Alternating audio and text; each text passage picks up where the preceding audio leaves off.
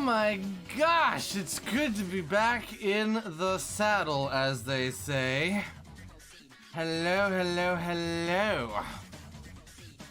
How's everyone doing, Xander? You can't start out with a boop. No, it's too early for the boops. Oh my goodness. Hello everyone and welcome back to the Fox and the Fedora show, where we make all your dreams come true. Not really, can't promise that. That's just a thing that the marketing team came up with. I told them no, but they slapped it on the show anyway. So guess what? Don't get your hopes up. Lord Zagrim! Hi! How you doing, Lord Zagrim? Thank you for the host and so many zaboops. Welcome on in, everyone. I gotta put up the chat here so I can see you guys. Hey, Dark Cameron. Hello, Wingsong with another raid. Hello, Wingsong. Thank you for the raid. How was your stream? Did you have a good stream? Squirrel? Oh. Well, I guess you were chasing squirrels. Yeah, that happens. That happens. Furry Cure, thank you for the follow. Oh, Furry Cure, you're using a different username now. At least I think that's the same Furry Cures. Or Furry Cure. I mean, we do have a genie. He could make your wishes come true. I mean, I already had my 3 wishes, and if I wish any more, like I have done at least once where I made a 4th wish, the universe unravels. Actually, the multiverse unravels. Basically, all life in existence goes poof, just like that. Something happened to my other accounts. This is a backup account until I fix it. Well, at least you got it. Welcome back, Furry Cure. Welcome back. Hope you get the other accounts sorted out. So it's not an entire lie. Well, I mean, I guess it depends on if somebody else makes a wish, but that's not gonna happen because I got the genie. And, you know, I'm a little afraid of what happens if somebody else gets it.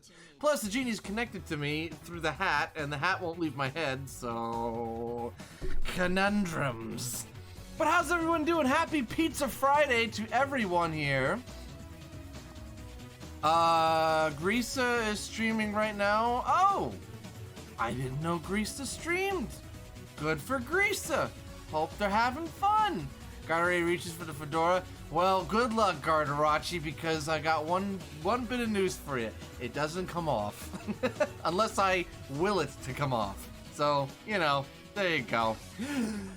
Saboops. Alright, let's see who's in chat right now. We have Furry Cure, we have Jaego Master, we have Garderachi, we got Tovan, we got Xander, we got Firemancer, we got Wingsong, of course, we got Avian, hi love, we got Foxy, we got Dark Cameron, we got Shinobi Wolf with a pounce.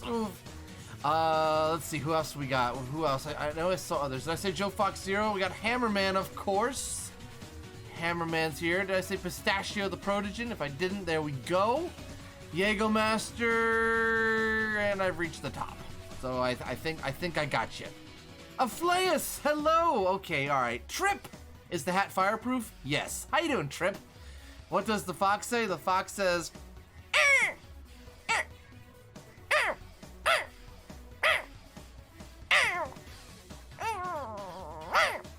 there, that's what the fox says. The fox says, welcome in, Aflaeus. My goodness, it's great to see you guys again. Oh, I'm so quiet in Discord and it's so beautiful. I'm so quiet in Discord and what am I thinking of?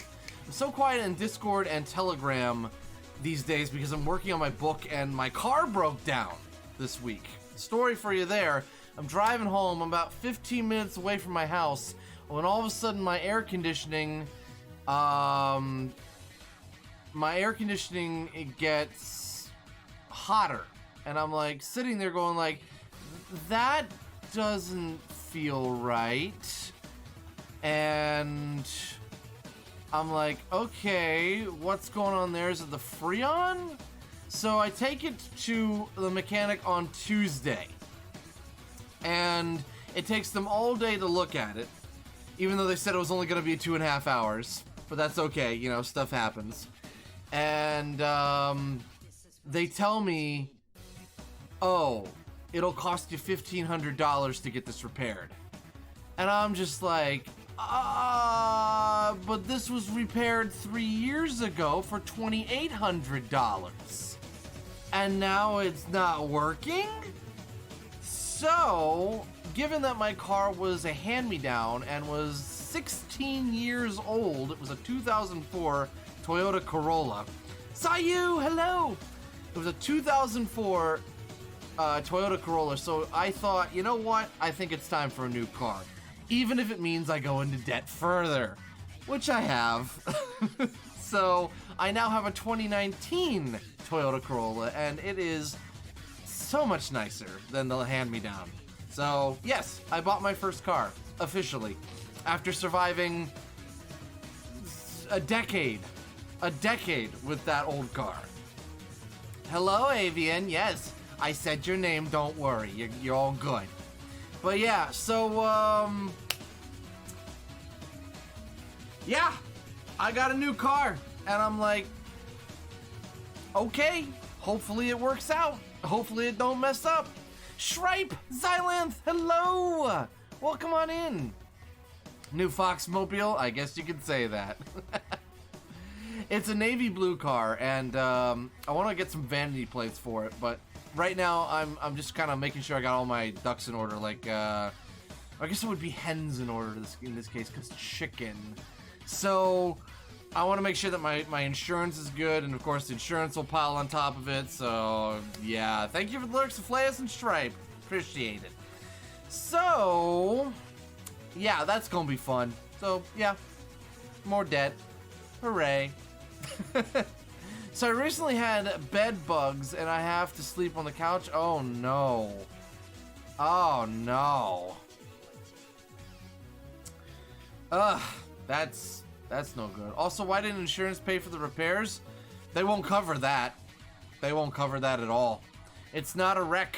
It's just a repair. So insurance doesn't cover that. So I had to get a new one because I didn't feel like spending $1,500 for my AC to last another 2 years, and maybe the car to develop some other problem. And I'm just like, no, I'm not gonna do that. I'm gonna go ahead and get a new car so it'll last longer and sort out the insurance that way, even if it means I have to pay a little bit more.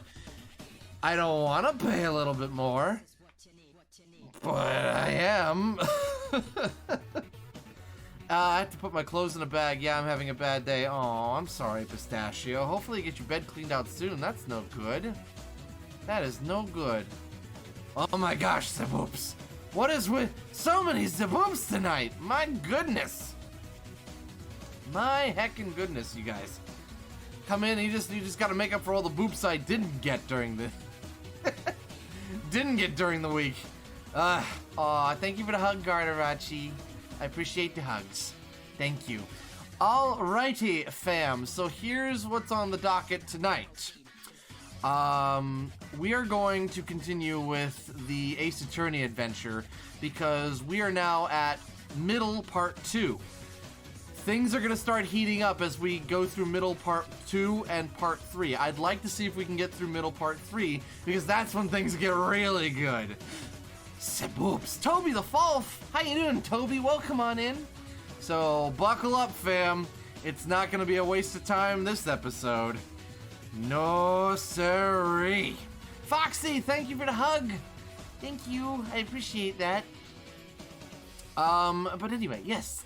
So, without further ado, let's do it. Ace Attorney always gets better as the game goes along. Well, I mean, the final case usually ends up being the longest, and sometimes it feels a bit padded, but it's not bad. It's not bad. I booped the Fox's boopers. Yeah, I guess you did. Thank you for the hug, Shinobi. Appreciate it. Thank you. Alrighty. So here's what we're gonna do. We're gonna jump into this game over here and we're gonna have some fun. Cake, yay, cake. I like cake. Cake is good. We're gonna have some fun. So let's get to it. Yo, Jeff, Music Man Jeff, can we turn the music? Jeff's on vacation? Well, who are you? What's your name? Carl. Okay, well, Carl, can you turn the music down? Carl, can you turn the music down? That's turning the music up. Turn the music down. There you go, Carl. I'm proud of you. Everybody give it up for Carl in chat, the music man. Ah, thank you, Carl. Thank you. Thank you. Yes. What? No, you don't get a raise for doing that one job. I'm sorry. That's just not how things work. Also, Tovan's booping you, Carl. So, sorry. Oh, hello.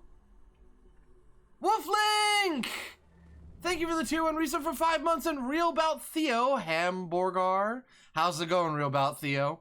Wolflink, thank you for the resub. By the way, Wolflink, am I correct in understanding that it's your birthday?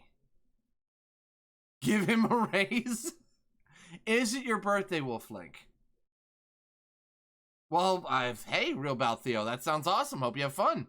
It is. Happy birthday, Wolflink! Everybody in chat say happy birthday to Wolflink. Happy birthday, Wolflink. Hope you're having a fantastic birthday. Happy birthday indeed. Hap birth. There's so many different names for birthday now. Bork Day, Borf Day, Happy Womb Liberation Day. It goes on and on and on. Yes, the cake! Bring out the cake! I am, yes. Hooray! Well, welcome on in, Wolflink. Happy friggin' birthday to you. Hope you stick around for tonight. Enjoy the show, because we're about to get going on this thing. Carl does not get a raise, by the way. So, there you go. Womb Liberation Day is amazing. Okay, so let me make sure the thing is correct. There we go. Okay, it's correct now. We're good. Let me just okay, there we go. And now we begin. We begin with a raid, apparently. Okay, coming in with a raid, we have Trash Panda TV. Trash Panda, thank you for the raid. Welcome in, Raiders. For those who do not know me, I am the fox in the fedora. I'm a fox, I wear a fedora, and I got all sorts of crazy adventures, aka I play games for you. Void the Gamer Wolf, thank you for the follow. Welcome to the Fox Den. Donut Wolf, I love that. First of all, I love that name. Second of all, Trash Panda, I love your emotes. Those are so cute. Trash Panda, did you have a good stream? What'd you play? What'd you do? I love those emotes. Those are heckin' cute emotes. My gosh, those are great. Avian, thank you for the lurk. Donut Wolf, thank you for the follow. Welcome to the Fox Den. Andy Blue Fox, thank you for the follow as well. That's gonna come up here in just a second. I'm getting ahead of myself. Woof. Sagan CK, thank you. I don't know how to pronounce the name, but Sagan, thank you. How you doing? Apex Legends, my good friend. After 7 hours, it was time to end. Yeah, I've done an 8-hour stream before, and yeah, it's very tiring. I don't know how some people can go like 12 hours. It's just, it just happens. Doing fine, used to getting my name wrong, but it's fine. Hey, I try. Thank you for the follow to Pistola XD. Thank you for the follow. Welcome to the Fox Den. How are you doing? All right, fam. Let's get on with the mystery. Boop. Continue, please. Turn up the music, please. All right, here we go. The goal is to finish the middle tonight. Let's do it. Oops. Thank you for the follow. Call me Kaiser? Is that? Yeah, I think I got that right. Kaiser? Call me Kaiser? Thank you for the follow. Welcome to the Fox Den. How are you doing? Take care, Trash Panda TV. Time for a 72-hour stream. Yikes. March 14th, 9:21 p.m. open air stage. Most people don't. Hooray! I got one right. I've left the Damask 2 investigation for this Francisca and returned to Babal. Oh, Might want to keep people up to date on what's going on. So what's happened thus far is we're at an embassy where a master thief plans to strike. The master thief is actually part of Edgeworth's past, almost killed him, and there have been 2 murders. The embassy is 2 countries sharing 1 building. It's been cut in half because, again, somebody thought the embassy was cake. It's not cake, trust me, we tried. Doesn't taste good. So, the embassy's cut in half. There are 2 countries, used to be 1. Now there are 2. There's 1 murder in 1 country and another murder in another country. The first murder is supposedly the person who ran a smuggling ring that Edgeworth has been tracking for several years now. Wolflink, thank you for the 100 biddies. I appreciate that. Thank you. Don't stop being adorable, Fox. You too, chat. Aww. Adorbs. I like being adorbs. So anyway, and then the second murder, so anyway, the second murder is a thief who got stabbed in the other embassy. Yeah, this is getting convoluted, and apparently the person who stabbed the thief was the first murder victim. I don't know how that's possible, given the time frame. Also, there was a fire. There's a lot going on. Hopefully we'll catch you guys up. I suppose my first order of business should be to look into Babal's statue. Mr. Edgeworth! Oh good, they're back. So the murder is very close to the border, I assume. I mean, yeah, it's pretty close. So, Kay, what's the situation? Oh, it's great. Investigating is so much fun. In other words, they've made absolutely no progress. Can't forget the Santa cosplay. Oh yeah, and we wasted like an hour last time. We weren't goofing off, sir. Honest, sir. We've been investigating our hearts out. Very well then. Would you care to give me an update on your investigation? Oh, we've had a really fun time, sir.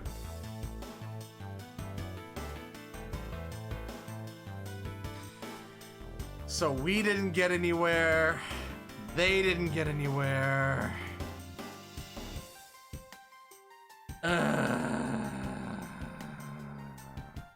Box of Pebbles, hello, let's forget Old Bag, I agree. Well, at least they had fun. Oh yeah, Larry and his lewd letter. I don't want to think about that. Firecat, hello. I knew it, 0 progress. I missed the notification? Oh no! Cool dude. JB with braces. How you doing? Welcome on in.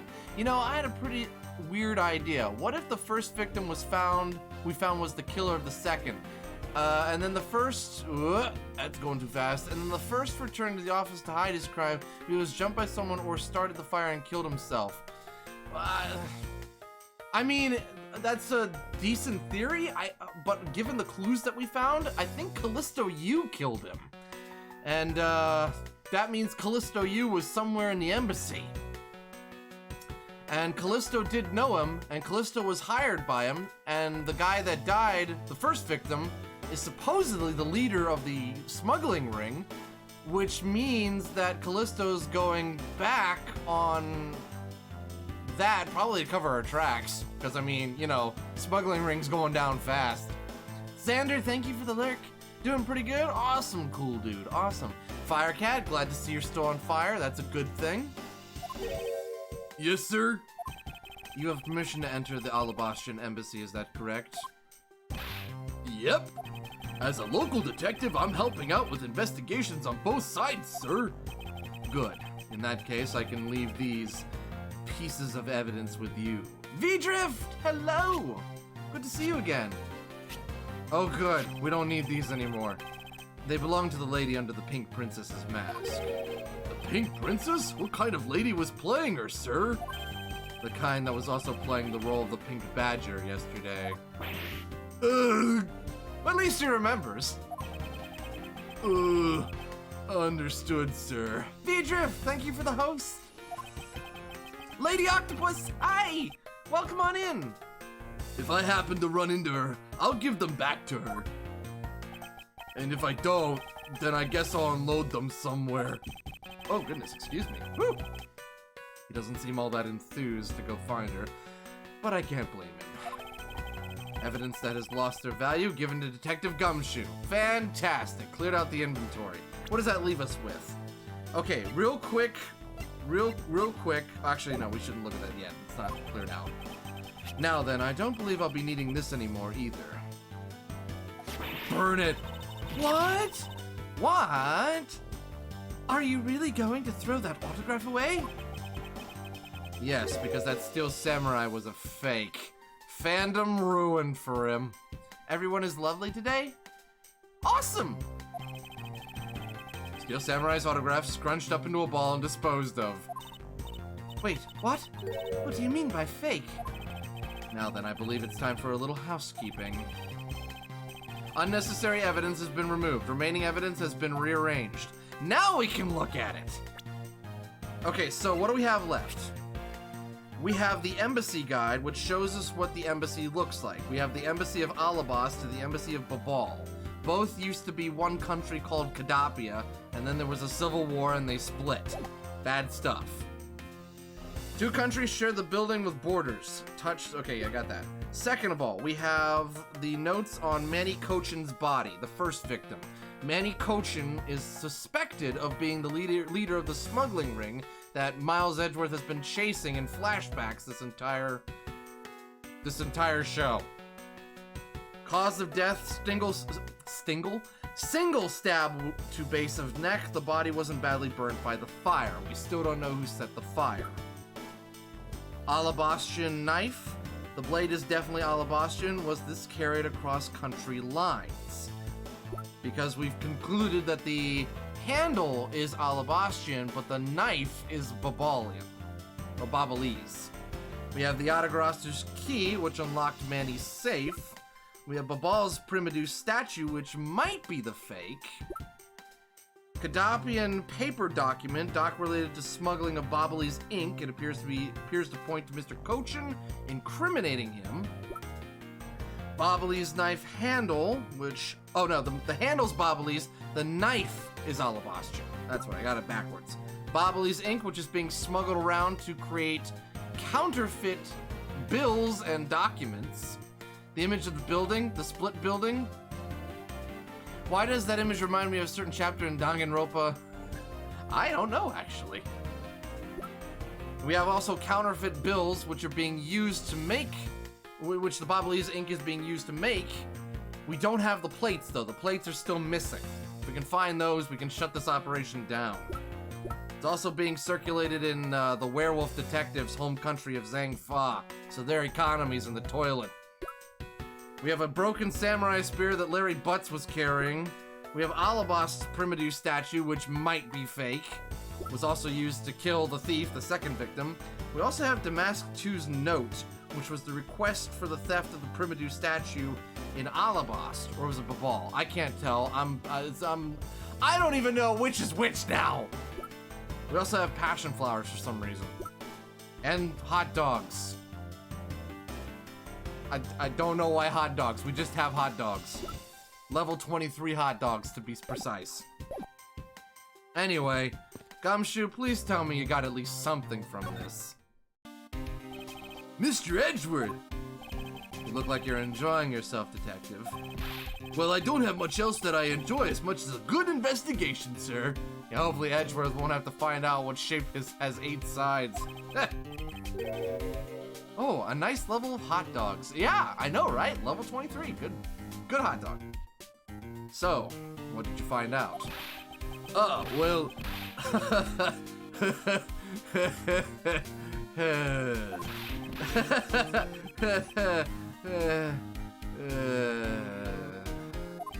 I take it he has found nothing of any particular use, as usual. Alright, come on, you gotta at least have something. Hey, Mr. Edgeworth, I got something really interesting from Ambassador Plano. Oh? The song from the Rhythm Heaven DS game called Fan Club is stuck in my head and it's driving me mad. Send help. Carl! Go help Pistachio. No, I don't know where they live. You'll just have to guess. I'm sure everything will turn out alright. Oh, and what is this something interesting? this, sir. Wow, that's so pretty. I'm so jealous. That's a real treasure there. Why does the flame burn green, detective? So apparently, if you burn the special white crystal oil that they only make in Babal, That's weird. That's in the Bobbly's ink. it burns this green color, sir. Interesting. So it's a special property of the oil. I suppose this is a ploy to force people to visit Babal should the oil run out. Hey, Gummy, what about these silhouettes? They stuck some cutouts on the outside of the lantern so it'd project the images.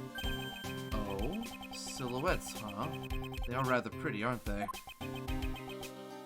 Wait, what am I doing? I was supposed to be asking for an update on the investigation. Oh, now he's having fun! Hey, what's wrong, sir? There's something I want you to investigate for me. Do you think you can do that much? Uh-huh. You got it, sir. Hey, that's not fair. Why is Gummy getting to do all this fun stuff? Did the spoon become the clue yet? I don't have a spoon yet, Mystic. But we're still working on it. How you doing? Welcome on in. Oh, well, that's because I'm Mr. Edgeworth's partner. How dare you trick me to having fun? You know I hate having fun. Skyline, hello, and Torque, Snow Northpaw, how you doing? Welcome on in. I can't believe you took advantage of the confusion and stole my role as assistant. I expect the two of you to get along and work together like professionals on this. Interesting. Okay. Oh, hey, Carl is here. That's fast. Wait, Carl, what are you doing? Carl, no, don't factory reset me. No! Oh, good. We get to talk to Ambassador Polano now. Oh, good. There is a sign here warning passers-by to take precautions around the renovation area. They're really going all out, huh? There's construction going on everywhere. I believe Ambassador Polano said it was to attract more tourists and visitors. But what can they do with the new stuff they're building? Hey, what do you think they should do, Mr. Edgeworth? How about transforming it into a courthouse? Is that the only thing you can think of? Hey, be serious. But I was being serious. Good grief, you've got a one-track mind, Edgy.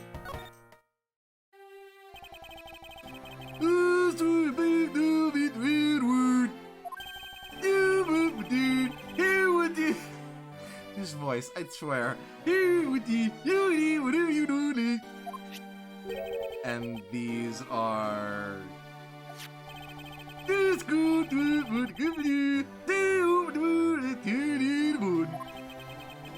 I appreciate the concern. However, these coupons do nothing for me right now. Oh gosh, why do we have to interrogate him? Mr. Jordalicious! Hello, Jordy! Welcome on in, Raiders! How you doing, Jordy? How was your stream? I wish I could play the raid music for you, but it's attached to the same audio channel that's coming out of the, it's coming out of the 3DS. F for Carl, I know. F for Carl. Welcome on in, Raiders. For those who do not know me, I'm the fox in the fedora. I'm a fox, I wear a fedora, and I got all sorts of crazy adventures, aka play games for you. I'm a variety streamer. Welcome on in, everybody. Jordy, how was your stream? I'm doing well. Thank you so much for the raid. Skyline, I saw you message something here. Hello, relative of the Swedish chef from the Muppets. Pretty much, that was the voice that was chosen. Well, great. Now we need a replacement for Carl. Wait, what happened to Carl? Wait, where did Carl go? Wait, Carl. What happened to Carl? I have dealt with Carl. Unrelated note, anyone know how to get blood out of the carpet? Oh, gosh, no! What'd you do to Carl? Oh, Carl. Oh, dang it. Well, that's gonna be a problem. It was great. Thanks for asking. Yay, Zuka Wolf. How you doing? Welcome on in. Welcome on in, everyone. Enjoy the show. We're figuring out a mystery. This is getting close to the end of the game. All right, Ambassador, we need to ask you a couple questions here about this area. This open-air stage, what function does it serve exactly? I believe he has been factory reset himself. Oh, no, Carl.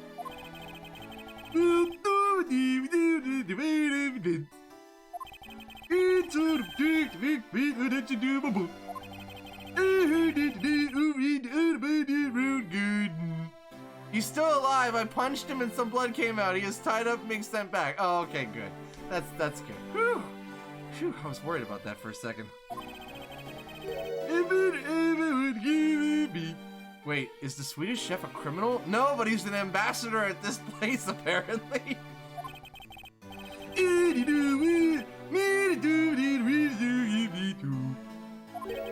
Mr. Cochin told you that.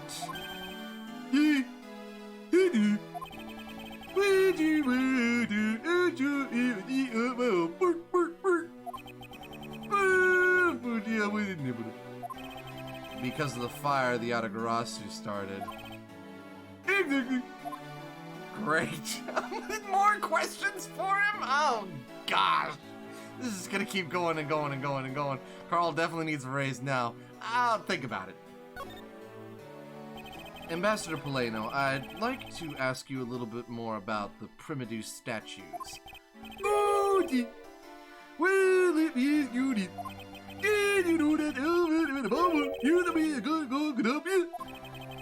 Yes, I know that much about your history.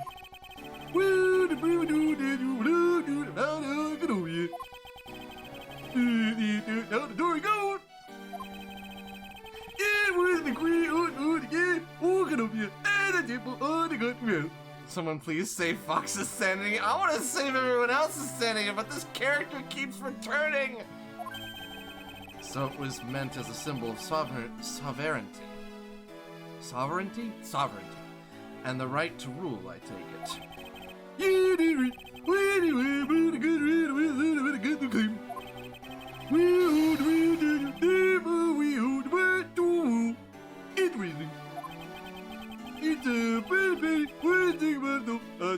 Are you okay? I mean, I'm trying to understand what he's saying, but other than that, I'm fine. Sounding more and more like Bullwinkle from Rocky and Bullwinkle, like a mix between Swedish Chef and Bullwinkle. You know, it might be. It might be. Define okay. I'll look up the definition for you later. But if Alabast and Babal were to re-establish relations, shouldn't that put an end to the squabbling over the statue?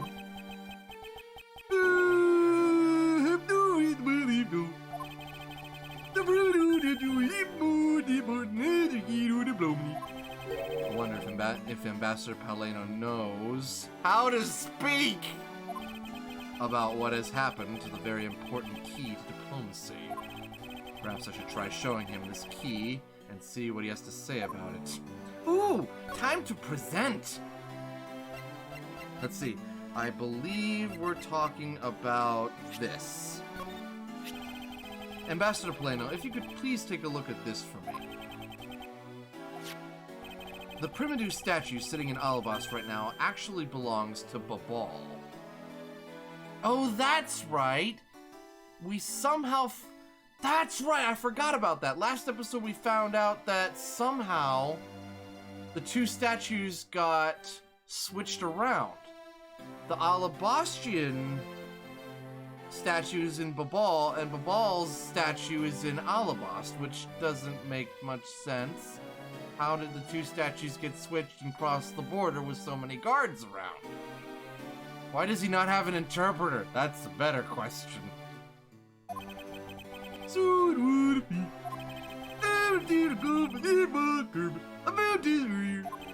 Then you will understand why I wish to inspect Babal's Primidu statue immediately. Because the statue currently in your country's possession...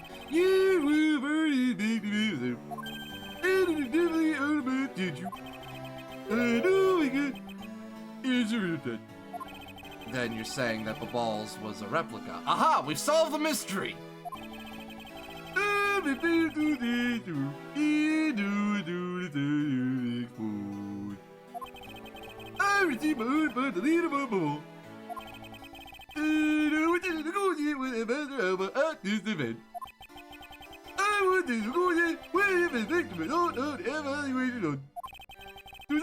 Please stop talking! Why are you telling me this? Well, because you already figured it out.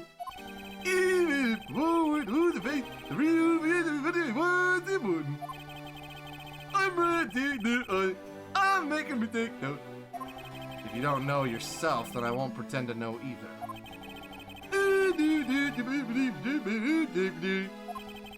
Can I choose a voice to change the voice used for a character?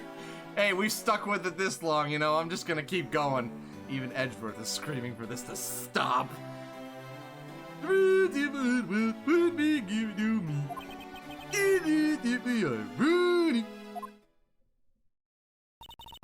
Oh, thank God he stopped.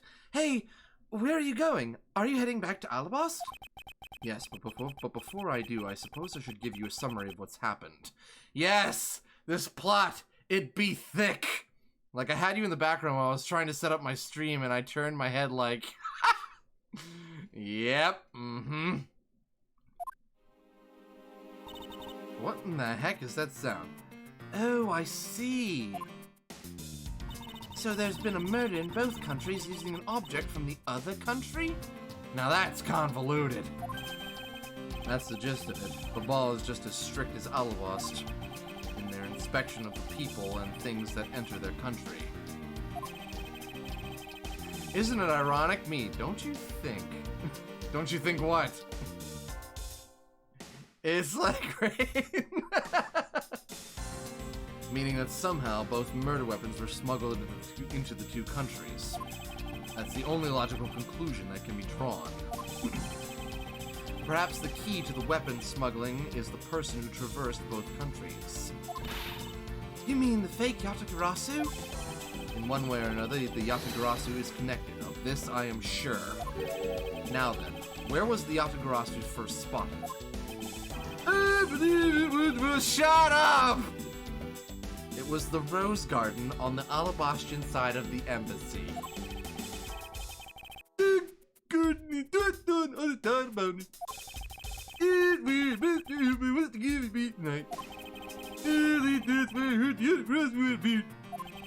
In that case, I believe it's vital that I investigate the Rose Garden post-haste and get as far away from you as possible. Wait, before you go, take a look at this, Mr. Edgeworth. What is it? My guess is that it's a guitar pick. The voice have given me an idea and I must act on it. I picked it up just now over there. Do you think it would be of any use? The idea is so cursed. Oh no. There's a little water on it. But how did the water get on it? Doesn't look like there's anything it could get wet from around here. So you found a guitar pick, but it's wet? I was thinking, they have concerts here at the open air stage from time to time, right? Sparky Dolls, hello! Chicken quesadilla? Ooh, nice. Alright, I'll find its owner later. Guitar pick. Interesting. That's a weird looking guitar pick. I mean, I get it, guitar picks can probably be customized, but what is that design even meant to be? Very strange. Oh yeah, there's one more thing. This plot, it be thick. You have no idea. Mr. Edgeworth, would you be willing to hold on to this? What is this? It's misused perfume. You've kept it this entire time? It's been 7 years! It's the bottle that woman left behind and that I found 7 years ago. I thought that one day I'd be of some use in tracking her down. So, I kept it safe all this time. Thank you. I'd be honored to hold on to it for you. Well, I guess if we smell that perfume, it's obviously her. Well, before we go, let's take a look around. Just to be certain, bags full of cement powder are stacked up here. Suppose they're for the renovation.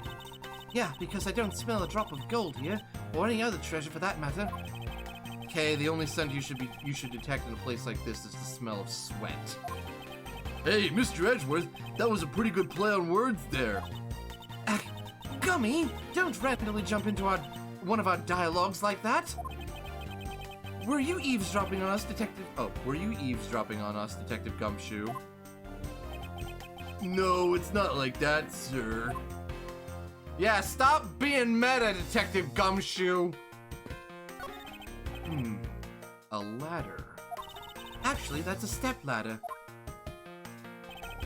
They're the exact same thing. No way! From the structure up there, From their structure up, they're totally different. But of course, from a thief's perspective, the best kind of ladder is the rope ladder. A step ladder is much too heavy to carry around, after all. And from a prosecutor's perspective, any type of ladder is guilty of being dangerous during an earthquake. Oh no, let's not get into the step ladder debate. Oh, we're getting into the step ladder debate. You know it. They're having a real time of it cleaning up after the fire. I suppose we should stay out of here and investigate the stage some more then. Just looking at these scaffolds makes me want to climb them. I recommend that you do not try. There was a fire burning here until not too long ago. Yeah, but I think enough time has passed, so it should be all right.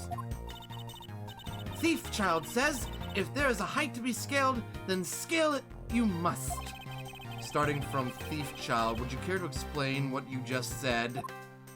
Yeah, would you? Better make sure we also covered everything with the ambassador. Oh, no, we didn't. What is the name of the dude who has the voice that sounds like the Swedish chef in Bullwinkle? Ambassador Poleno. You can see it spelled out right there. If Ford had to step up on the focus. Ambassador Poleno, I regret having to talk to you some more, but there's just one thing I'd like to ask you about. Yeah? Oh, don't worry. You're gonna be there just waiting. How about 2 or 3?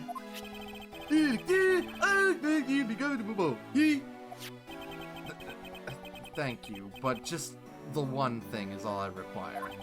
Manny Cochin, I'd like to ask you about this man who was your secretary.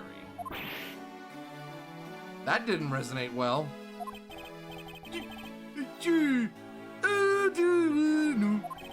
Thank you for your cooperation, Ambassador. He was... He would never been. If there was everything I did, and Ambassador, he was able to get it for me. Do you think that a man like that? In the buckling rig right out of my nose. Go complain on it. Usually, I supposed because he was able, but I wasn't able to do it during the dealing. At this point, I'd take Ford and all the boo puns he's got. It sounds like Mr. Cochin had a very sharp mind.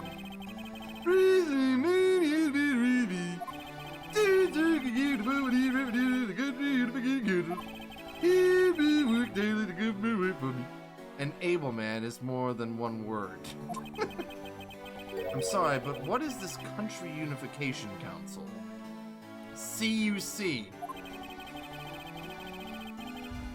Hey, thank you for the follow, Mercury the Winks. Thank you. How you doing? Welcome on in. Oh, well,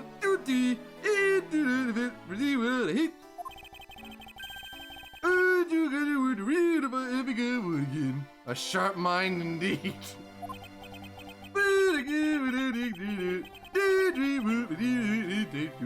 So the 2 countries were gonna stop being 2 countries and go back to being Kadapia. Great. Fox, I'd love to listen to Swedish Chef some more, but I highly need to track myself to bed. Sleep well, Mr. Jordelicious. Thanks for the laughs, though. My absolute pleasure. Have a great sleep, and thank you again for the raid, Mr. Jordelicious. Did we get a shout out from Mr. Jordelicious, please? Thank you so much, Jordy. Have a great sleep. Oh, we already did that. What if you only did the odd voice when he is hunched over? That would actually, that's pretty funny. He's just like, and then he like stands up straight. I don't know what you're talking about. I suppose not. Well, either way, we got what we needed answered. Thank you, Avian. Alright, let's head over to... Wait. Do we need to go this way? No, we needed to go this way. We needed to go this way. Whoops, didn't mean to do that. Run! I think I'll be returning to the investigation in Alabas now, but... I know. I'll go back to Babal and do some more investigating there. I have all the components for the cursed image, now to put them all together. I am very concerned. March 14th, 9:58 p.m., Rose Garden. I see you're back, Miles Edgeworth. I don't know who this is. Oh, it's Francisca. How are things in Babor? Although I can't really say I expect much from Scruffy and that girl. The investigation into Manny Cochin's death hasn't really progressed any. Crypto Hound, how you doing? Welcome on in. However, the investigation into the Yatagarasu has. Ah yes, the Yatagarasu. Even now, I find it hard to believe. A person who can freely traverse between the two countries at will? Preposterous! Well, that's what I came here to investigate. I heard that this is where witnesses claim to have seen the Yatagarasu. I would say could be doing better, but really couldn't. Aww. Well, I'll give you a hug. Regardless. You get a hug right now. So I hope you feel better, Crypto Hound. Hope things get better. I heard this is where witnesses claim to have seen the Yatagarasu. That's correct. Ambassador Alba was to give a speech tonight here in Alabast. And that's when the Yatagarasu appeared. The shadow of the mysterious thief appeared, and just as suddenly, it vanished. After that, there was the fire at the Babali's embassy that the Yatagarasu started.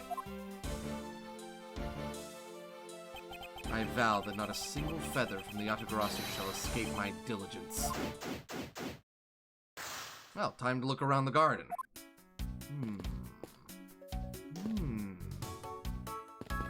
Interesting. Oh no, that's very interesting. Oh, some BS is about to occur and I'm very sorry for it. Uh-oh. I hope Larry isn't gonna show up again. There is an overturned spotlight here. When the Yatagarasu appeared, the audience that was waiting for the speech to start panicked. I suppose that's when someone must have knocked it over. Having a tough time visualizing the mass confusion that took place here. I thought to use my whip to capture the Yatagarasu. However, there were people in my way and I was unable to land even a single lash. I suppose this means that some other poor saps were hit instead. Someone went home that night going, some lady hit me with a whip! Who even let her into the embassy with a whip? A statue of a woman. I wonder if the lady is pouring water. It says that it's a statue of the queen who spoke of love to King Primador. Okay, the cursed image has been made. I must say, Poleno's hair fits way too well on Bullwinkle's head. Stare whip, stare whip. Oh, don't remind me of that. Now, no, it's not the most BS thing to happen in this game, but it's kind of BS. Let's see if I can catch it. Well, Miles Edgeworth, it seems that you are lousy at reading a woman's heart. I opened my mouth about a statue, and she somehow made the leap to that? There are roses scattered on the surface of the water, creating a pleasant fragrance. It's not just for aesthetics. This pool's water is also used in putting out fires. I see. Oh! What'd you find? The pool stopped filling itself automatically. The fountain spouts are set to stay open until the pool's water reaches a certain level. If this water is used to put out fires, I suppose it must be refilled to its normal level, which suggests that this pool was recently used somehow in this embassy. I guess I'll take some notes about it just in case. Okay, so that's how they put the fire out. What the flip? No! What are you doing in there? Ooh, ah! No, it's ooh. Get it right, guys. How dare you surprise me like that? I'm sorry. Oh, hey, Edgy. Thanks for what you did back there. Oh gosh, he's cosplaying a fish now. The ancient Romans had a similar irrigation system in their temples. I do recall that. Oh, Larry doesn't show up me. I don't know. Your gratitude alone is enough. More importantly, Larry, this pool is not for your personal enjoyment. I know that! Do you really think that I'm the type to just jump into a pool and swim around for fun? Do we really need to prove otherwise? Alright then, did you by chance fall into the pool? Nice guess, but no dice. Oh great, Old Bag just needs to show up and we have the trio of obnoxious characters. Wonder what happened if we switched the fedora to a flat cap. Oh. So you know my son, right, Edgy? Your son? Natural selection took a holiday. I guess I kinda lost sight of him when I shook hands with the ambassador. He bred! And I'm pretty sure he was around here when I last saw him. What's up, Coel? How you doing? You imbecile! How can you be so flippant at a time like this? What are you going to do if your son fell into the pool? And how old is the child of yours anyway? Huh? Oh, how old is he again? Who brings a child to a crime scene? Hold it! Larry, this is the first I've heard of a son. Who exactly is the mother? The mother? Oh, that chick, the pink princess. The pink princess? Oh no. Hold it! Miss Von Karma. I was a bit confused by this man's words for a bit here. However, I believe that what he is looking for is the doll of the Iron Infant. Oh, thank God! I was worried for a second that there was a child missing. Oh no. Oh, you're great? Fantastic. I'm doing great too. Yep, because I'm the Steel Samurai, through and through, heart and soul. And the Iron Infant is my cute little son. You have given a whole new meaning to the phrase, an astounding fool. Coel, yes, what would you like to ask me?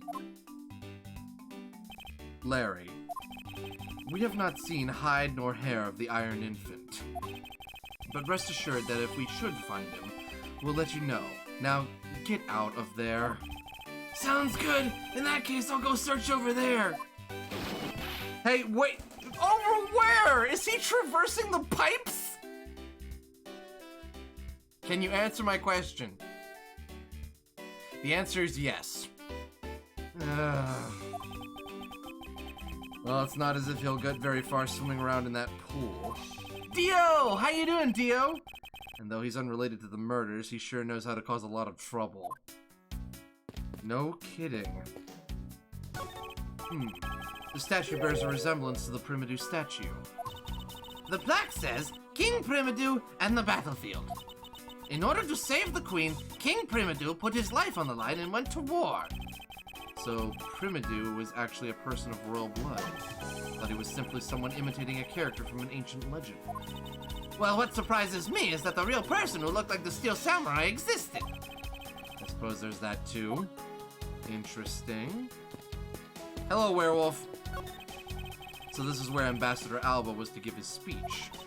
The stage was set up nicely, however, where was the audience supposed to sit? Von Karma Evil Incorporated? Perhaps they were supposed to sit around the edge of the pool? That's such poor planning. If there was no place other than a spot or two by the pool, they really should have made seating arrangements, like how the galleries set up in court. Indeed, you can sense that consideration for the viewers was taken with those. So in the end, the speaker and the audience were to stand there the whole time, huh? Yes, although I suspect the audience would have liked to sit down after a while. Okay. More spotlights. There's no return spotlight here. Oh, we've already been over that. Okay.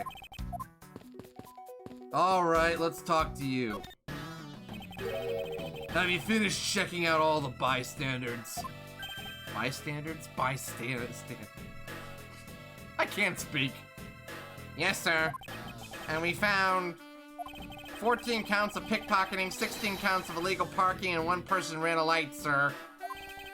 Don't tell me you didn't find out anything related to the case. Sir, not a single thing, sir. Well, I'm glad he's getting somewhere.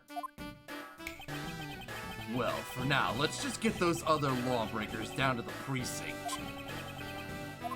Agent Lang. Well, if it isn't Mr. Prosecutor. I would just like to thank you for your assistance earlier. The cursed image has been made and is in the pun pile. Look at it when you get a chance. I'll look now, actually. Hold on. Let me see. Oh dear. What is this gonna be?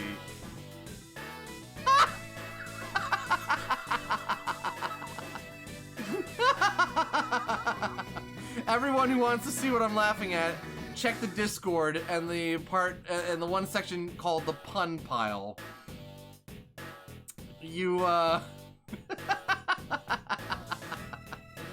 This should be enjoyable. Pain pile. Oh no. Anyway, back to the investigation. 10 out of 10. Pistachio, 10 out of 10.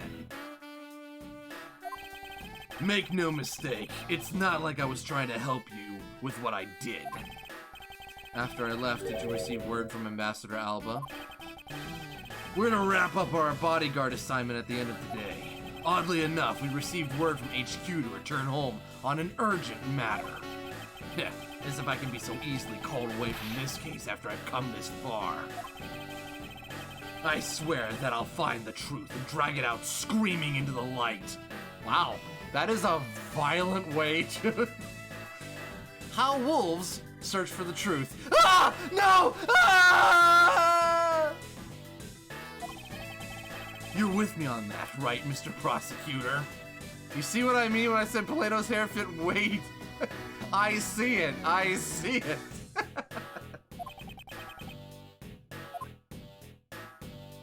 Oh, okay. Well, we'll ask you about stuff. You were working as Ambassador Alba's bodyguard at the time, so naturally you witnessed when the Yatagarasu appeared, correct? Yeah, I saw that thief all right, with my own 2 eyes. The Yatagarasu was always there, lurking in the shadows. But when the spotlights were turned on for Ambassador Alba's speech, a shadow appeared. That's when cries of, "It's the Yatagarasu" rang out. Look at the pun pile again.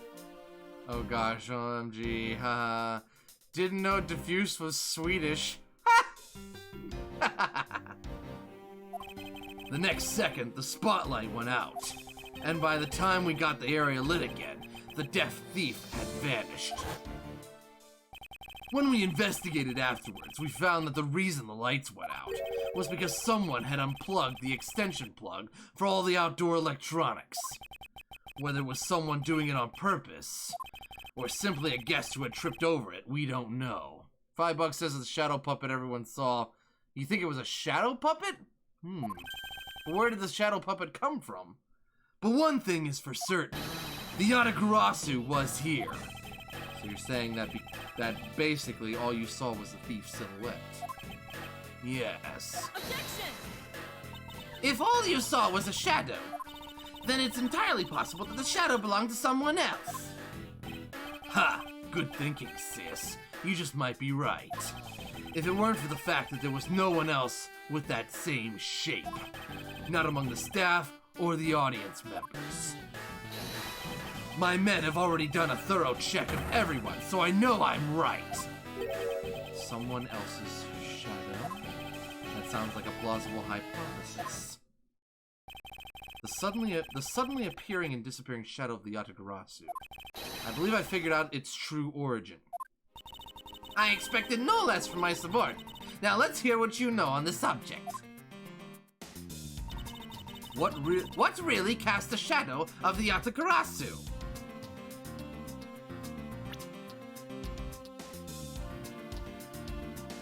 Oh. Oh. Oh. Oh.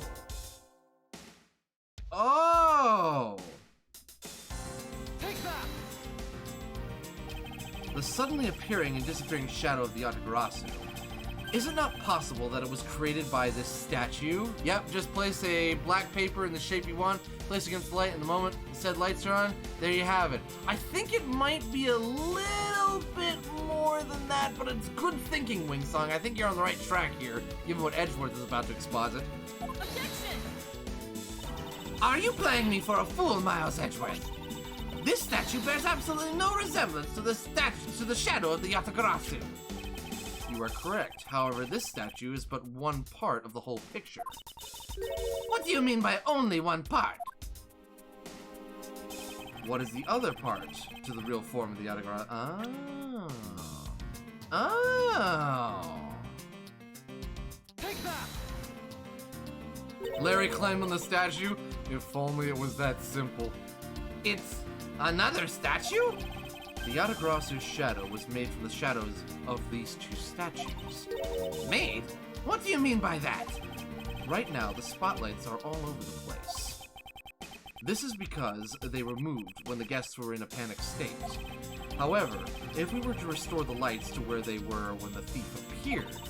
You believe that the two shadows will create the Yatagarasu shadow? Precisely. Now then, watch as I reveal the true form of the Yatagarasu. First, if we set up a spotlight to cast a shadow of King Primidu and the battlefield, the shadow of the king's statue would appear on the backdrop of the stage. Likewise, if we set a light up on the queen who spoke of love to King Primidu, her silhouette would also appear on the backdrop of the stage. Aha! So if we were to combine the two shadows... It looks nothing like the Yatagarasu shadow! And here comes the whip. Miles Edgeworth, how do you explain this grotesque shape? Calm down, Francisca. The way the light needs to be shown on the queen's statue is wrong. What do you mean by that? I believe that the whole of the king's shadow needs to be used for this to work. However, in the case of the queen, I don't believe her whole shadow is needed. Rather, the person who created their shadow only used one part of her shadow. Only one part? He likes the boost? I don't think he does. Yes, and that one part alone is enough to fill in the rest of the Yatagarasu's shadow. Why didn't you say that in the first place? You're right, I apologize. Now, what part of the queen's statue was used to complete the Yatagarasu's shadow? Oh, that makes sense! So it wasn't a full shadow, it was just part of her shadow mixed with King Primidu, which would have been... Take that! her fingers. Think back to what is missing in our shadow. 5 long, thin areas, correct? Now, what does that remind you of? Ah! That's right, it can only be the shadow of the queen's left hand. Francisca, can we please adjust the spotlight's position? Need a hand? So that it only shines on the queen's left hand. Alright, let's give it a try and see what we get. It's... Yeah, this is exactly like the shadow I saw. The culprit must have changed the spotlight's positioning beforehand. And then pulled the plug after people saw what the culprit wanted them to see. Whose hand looks like that? Yeah, it's going... I mean, the way it's drawn on the backdrop and everything, yeah, it looks a little weird. But at this point, I'll take suspension of disbelief. In their panic, the guests must have moved the spotlights around. When shadows distort extremely. I've got to hand it to you. I probably wouldn't have gotten it on the first try. Let's give him a hand! And now the hand puns. 2 thumbs up for you! Oh boy. Which we can assume was also a part of the culprit's plan. By the time the lights came back on, the Yatagarasu's shadow had vanished. Which means that the shadow was a construct from the very beginning. So you see, the Yatagarasu never did visit Alabas tonight. The only country that Thief visited was Babal, although it can be assumed that the Yatagarasu had an accomplice in Alabas. An accomplice? But who? I haven't figured that out yet, but I assume it was the person who set up the shadow show. So there's two bad guys wandering around. Maybe Manny Cochin was the other one, and he got killed to be silenced. I sense that the biggest clue yet to solving this case is the existence of this accomplice. Well, now what? Or you just use your shadow clones, that works too. How's the investigation going? I don't know who this is. Oh, it's you. Detective Bad, have you come to join us in investigating the Yatagarasu? I've left the murder in Agent Lang's charge. And my only target from the very beginning is the Yatagarasu. So yes. So, what have you found out? I got a big piece of evidence. May I see it? Sure, but you might regret it. As someone who does shadow puppets, I can confirm the shadow that a shadow can distort when light comes from the right angle. This is true. We're here because we are ready to face whatever may come. So if you please. When people heard the commotion, bystanders started gathering, and one woman claimed, I'm telling you, I'm a genuine international journalist. She gave me an interesting picture. A journalist? Well, actually, she's a freelance cameraman. This is the photo I got from her. What in the world? What am I looking at? What the flip is that? Is it the flying spaghetti monster I've heard so much about? A booger? Yeah, it looks like somebody sneezed a big one. Larry, get down from there. If only it was that simple. If someone's wig flew off. Yeah, it does, doesn't it? But why? The Yatagarasu is flying through the air? Wait, that's supposed to be the Yatagarasu? It looks nothing like a person. The times they are a-changing. It's not just man, but evidence. Even they lie to us now. It's been photoshopped? What, right then and there? When was this photo taken? Union Jackal, how you doing? Welcome on in. Apparently, right after the fires on the 4th and 5th floors were put out, it was taken from a nearby building that you can see the embassy from. I see. So this was taken after the fire. Photo of that does not look like the Yatagarasu. The blur in this picture took off from the Babali's embassy, flew over the boundary, and headed for the embassy of Alabas. Objection! This is simply not possible! People are incapable of flight! Is that a fact? I've had the pleasure of dealing with a case involving a flying person once. Oh, really? You should tell me all about it. Actually, come to think of it, I've come across a case like that as well. 2, actually. Maybe it happens more often than we think. Am I up to the task of solving the mystery behind this photograph? Of course you are! Stop thinking and monologuing to yourself. They can fly if they were thrown hard enough. It's true. Larry at it again, climbing buildings. I don't think that was Larry. Well, the Yatagarasu took off from the Babali's embassy, so I should start from there. Francisca, I need to return to the Babal investigation for a bit. Alright. I bet Larry was the pilot. The pilot to what? Okay, that leads into the office. We need to go back here. I'll continue investigating on this side of the building. Alright, I'm counting on you. Oh, hey, Kay. Welcome back, Mr. Edgeworth. Now, come on, let's get back to our investigation. I believe that's photographic evidence of Ford being yeeted by Fox. You're not wrong. Yes, let's. Alright, back to the other country. Let's go! Hopefully they allow us in. Yep, they do. March 14th, 10:37 p.m., Bobbly's Embassy Secretariat's office. To think, after all that running around, we're right back where we started. Theory, what if it was Kay? She did say she was going to cross the border. I mean, true, but I don't see how that was Kay. It doesn't look much like her, although it could be a blur.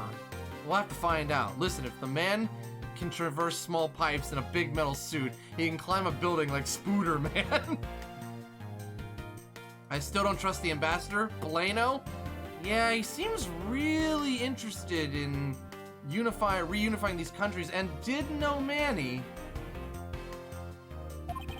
It would appear that way. Shut up.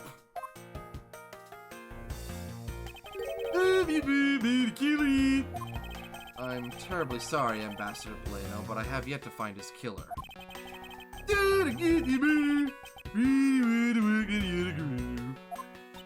Let's get one thing straight. It was the work of the fake Yatagarasu.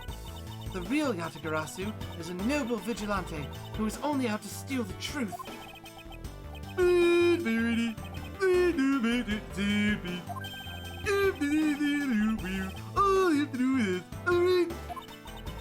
Mr. Plano. Actually, there is one thing you can do. Will you allow us to take another look around? We didn't have enough time to conduct a thorough investigation earlier.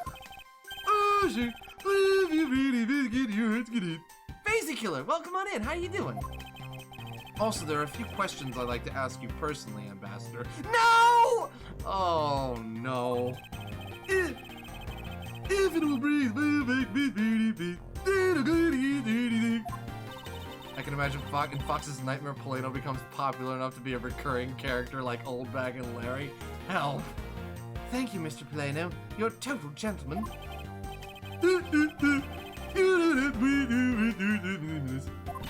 Hey, Sir Plano. Those two sure got to shove me awfully quickly. You know, it's easy to say we're going to investigate, but where should we begin? We should probably start by comparing the statue of this room before and after the fire. And then we should look into the matter of the suspicious person you spotted. Earlier they were filming the samurai movie thing. Actually, I believe it was a stage play. Maybe it was a stunt flying held up with strings? More derp voice? But I'm willing to bet that the person I was chasing is Mr. Cochin's killer. We don't know that yet. However, it's hard to believe that person is unrelated. Furthermore, because the key the Yatagarasu stole 7 years ago was found here, it signals that perhaps Miss Yu is also somehow involved. I knew it! That woman is almost definitely Mr. Cochin's killer! Yet again, we don't know that. There are too many mysteries to be solved in this case. Yeah, this is a mystery sandwich! Speaking of the Yatagarasu and mysteries, I received a most mysterious photo from Detective Bad. Uncle Bad? He's taking part in the investigation too? Yes, he has been chasing after the Yatagarasu for all these years. Uncle Bad. Now then, I was told that this photo was taken just after the fire. What? This kinda looks like the person in the long coat I was chasing. It does? I mean, maybe if you turn it... maybe... What? Oh no! Oh no! I think I know what that is!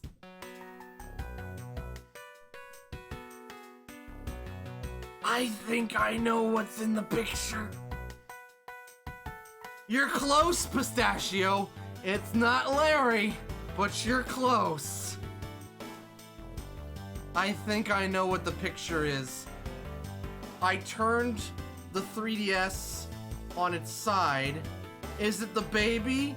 Yeah, I think it's the baby. Oh gosh, I think it's the baby. Does this mean that I was chasing the fake Yatagarasu after all? I don't know the answer to your question, but I don't think people could fly either. Baby? What baby? So Larry is acting as the Steel Samurai, and the Steel Samurai has a son, and he's misplaced the son. It's not an actual kid, it's like a doll called the Iron Infant. But this could be how that person escaped. We'll need to investigate a bit more before we can say anything about that. In any case, let's not dawdle anymore and pick up our investigation where we left off. Okay, start panicking, everyone. Oh, is it panic time? Is it panic time? Okay, stop panicking. Alright, let's see. What else can we take a look around? Oh, the primitive statue. So this is the real primitive statue. This is really valuable, right? Panic is induced. That's what they say. Okay, you're not seriously considering the theft of the statue, are you? No way, Mr. Edgeworth. I wasn't thinking about anything like that. I was just calculating in my head how much the statue is worth.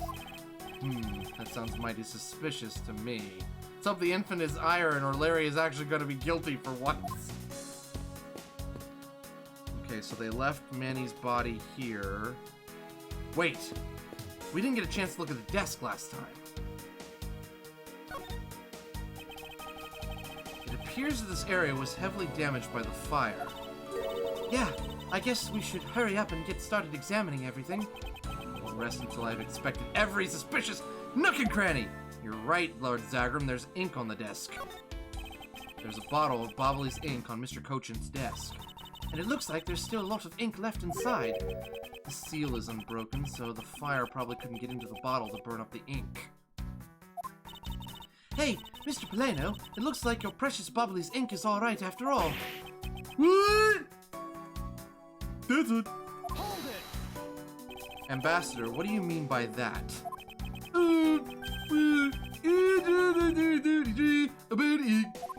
Would you mind elaborating on that statement for me, please? Interesting. Before we go over there, though, I want to look around some more. It looks like a bunch of flyers with coupons attached to them. The wall sure gives away a lot of different coupons. Maybe I should create one of my own. I could call it the Great Thief Coupon.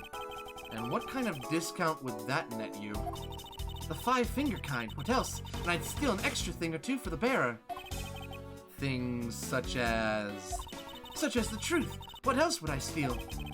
What I wouldn't give to have a mountain of your coupons right about now. What's this?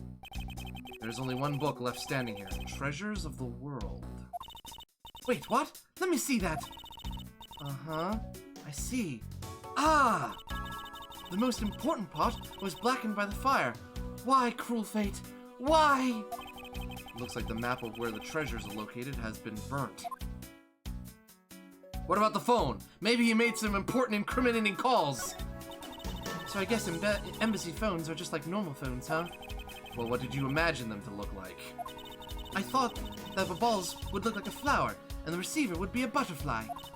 That way, it looked like the butterfly receiver was sucking nectar from the flower base. If any country had a flower phone, it would be Alabas, don't you think? Then who was phone? Oh, then maybe the phone I envisioned would have been from when they were Kodapia? There's really no point in asking me about something that never existed in the first place. You know what you lack, Mr. Edgeworth? Curiosity and imagination. Ouch! Then again, I don't think he cares. It would appear that this desk also fell victim to the fire. But it doesn't look too damaged. Oh, I think we can riffle through the drawer a bit. I suppose we really should take a look. Uh-oh. Uh-oh.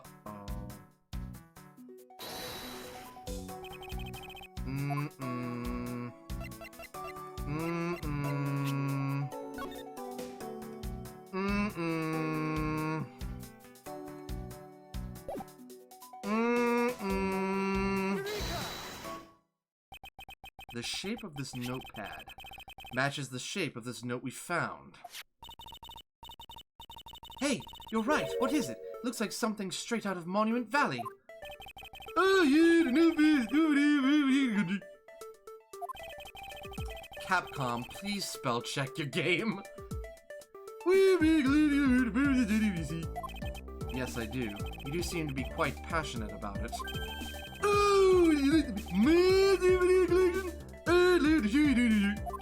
Are you sure they haven't been burnt to a crisp by the fires? Ambassador Plano, I wonder if you might recognize the handwriting on this note. Xylan is trying so hard. It's okay, Xylan. I'll survive. I believe there's been a spelling error in every game. Yeah, it happens. It looks like many handwriting. I see. In that case. Oh, did you figure something out? This note was found in Alabast. Specifically, it was found being firmly grasped by the murdered Damask II. Damask II? Then this note? Yes, it was a request from Mr. Cochin for Damask II to steal the Primidu statue. What? Me? Trying to steal Alabast Primidu statue? We would know for sure if we could run a handwriting analysis.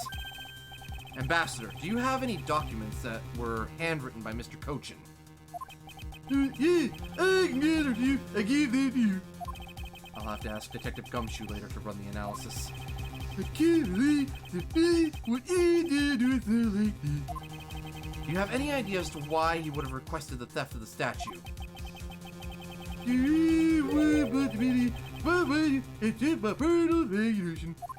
Anything you can tell me would be of great help, Ambassador. This is getting pretty darn thick. A fireplace, huh? So the Ball's offices have them too. Two?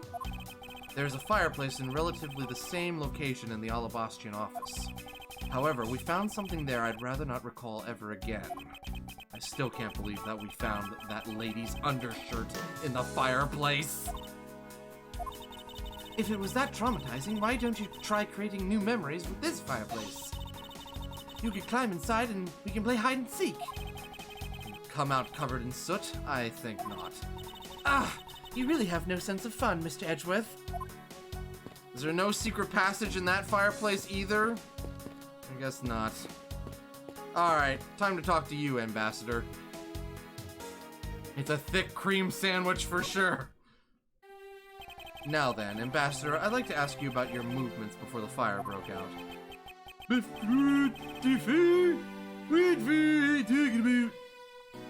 Why is Kay so British? Because that's the voice that was given to me. Which one? There was more than one tonight? Huh? Oh, I just didn't hear about it. We had two fire here to probably everything today. What a butter it was. Wait, but the only fire we know about is the one after the Gem and Ninja show. Well, there is a good at the two at the two Ninja show. Luckily, only the food and fear food that everything good for. Riffle instead of rifle? Oh, that does make sense. Then the fire after the Gem and Ninja show was the second one of the night. Exactly. Oof! Thank you for the bounce, Hammerman. So the fire I witnessed was the second one. Who would start two fires? Come to think of it, didn't Detective Bad make reference to the first fire? When was this photo taken? Cookie! Yay! Apparently right after the fires on the 4th and 5th floors were put out. Oh, he did! Suppose this means that the photo was taken just after the first fire was put out. Plays we didn't start the fire. So then, what was the extent of the damage in the second fire? The second fire would continue to the floor, the third floor. I've laid the flames over the hammers to the fire floors moved it and caused it. That's, how should I put this? A very bad stroke of luck.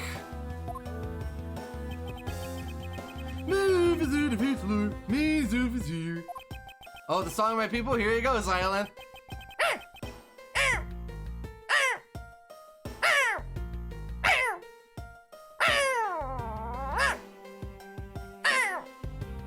There you go.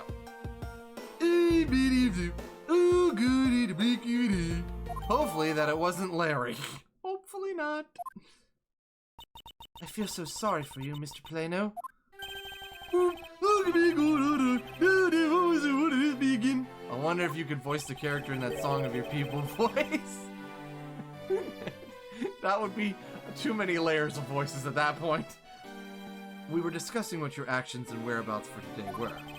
And if you happen to know what Mr. Cochin's actions and whereabouts were as well. Wait, the two embassies of two different countries meet at their borders? Asking got here late. Yes, they used to be one country and then there was a civil war some years ago, so they decided instead of building two more embassies, they would just split it in half and keep the two sides of the building. Either that or they thought the embassy was made of cake and they tried to cut it to see if it was, but you know, that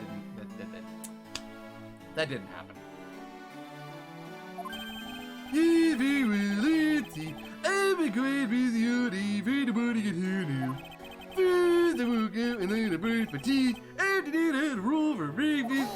Oh gosh, he's going through his entire day. Fascinating. Really, Fox? The cake meme? Yes! The cake meme! Until it dies, it's here! Someone say cake? I love cake. I'm gonna have cake next weekend. Fascinating. How about if you just skip to the relevant parts for me? Ooh, you look like a good version. Oh, I can do that for you. Oh gosh, there's so much to ask him. So what did Mr. Cochin and you do this morning? Well, originally we were supposed to meet and shake hands with the Champion Ninja. But Manny and I wanted to turn into a photo op, so we were tidying up his office. You helped clean Mr. Cochin's office? Why were you not cleaning your own? Oh gosh, Hammerman, no, not the ultimate mega super hammer style multi-poops! Oh, I think I forgot to mention, but my office is currently undergoing renovations. I'm just like messing up that voice now. Blech.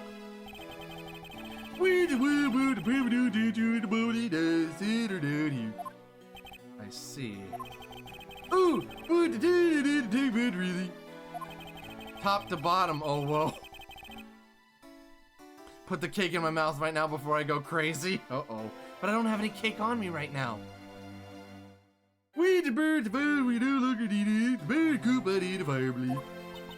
bet cleaning up the fireplace must have been a real pain though, huh?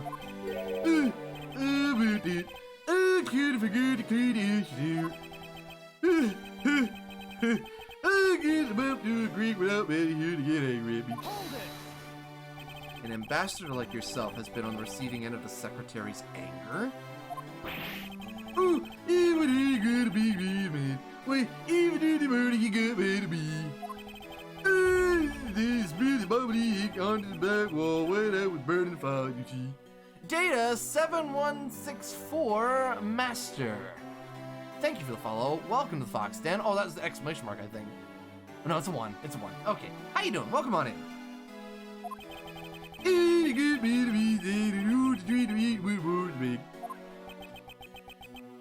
Apparently, orders go up the chain of command around here. That's weird. Why would a secretary just, like, be like, hey, boss, I command you, don't do that. I'm going crazy. Uh-oh. Aw, thank you for the hug, Hammerman.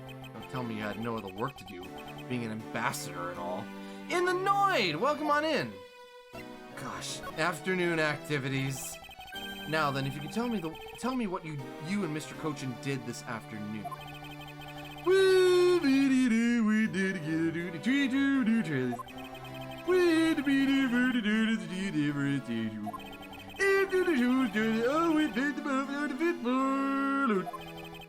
There's so much Swedish Bullwinkle.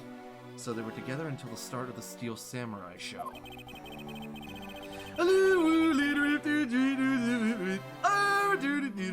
It's never ending. Hopefully it'll end soon.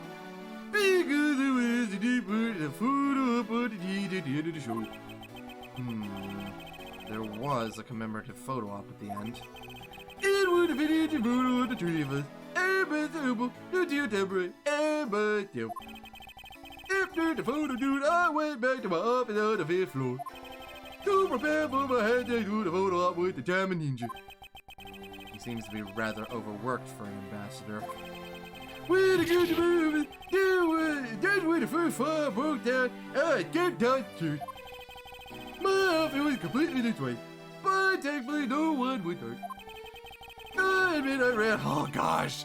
Okay, break time on the Swedish Chef voice. Holding down the brakes. Holding down the brakes. Okay.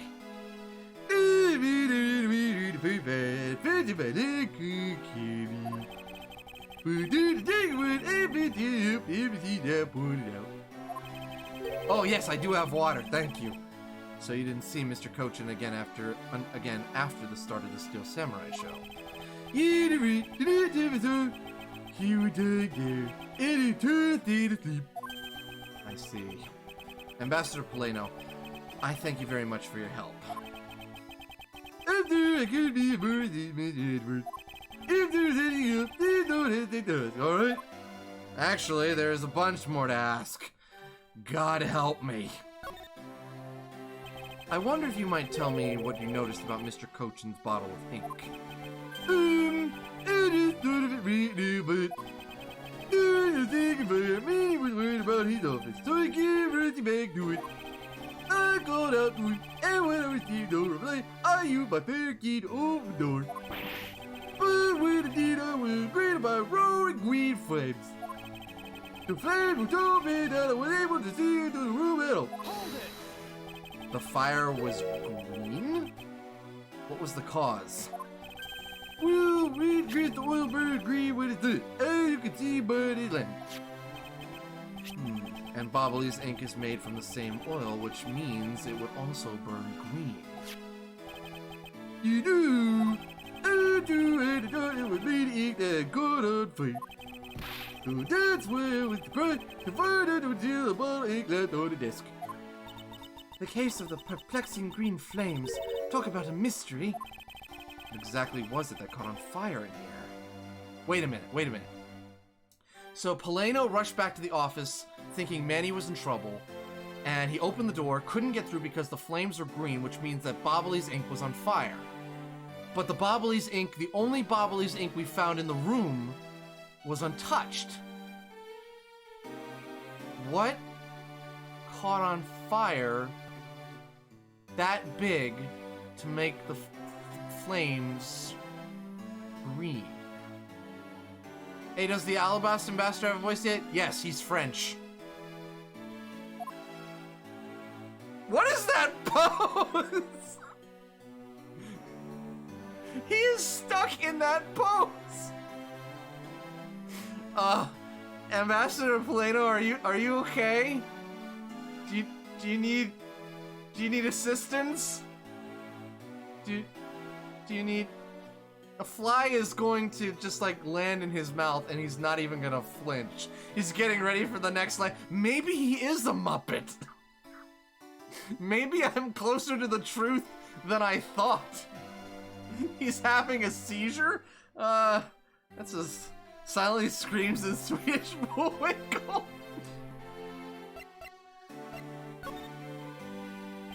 I believe that you said you might have an idea as to why Mr. Cochin hired Damask 2.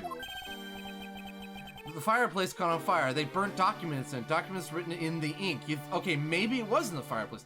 I will check the fireplace again. Actually, if you might be the book, as I was telling you earlier, we were determined to we said you were the real one and to burn it to the event. Maybe a fly or a spider.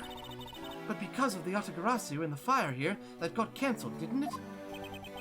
I'm making to the rest of the event and be canceled. First thing, Mama said you was just a replicant. And did Mr. Cochin know that about Babal's primitive statue? Of course he do. That's why he was the only person I could consult with. We'd have to do something once our statue was reviewed as a replica. As to be expected, I was very understand. No, I don't. Well, when I told me to make a dirty did, let me hit it, it'll be alright. I'll find a way to make sure you're ready. Master, read it, good of you. At the team, I tell you, it's try to keep me up. But when I told that note, I read it, he would do it. Hold it! Mr. Cochin conducted a lot of business behind your back. I assume he did all that to ensure that you are the next Kadapian ambassador? But, well, it's just so hard about it. It was so much better against the dirty dude everywhere will be. I don't know the answer to why he was trying so hard yet, but I suspect he had an ulterior motive in mind beyond just simple kindness.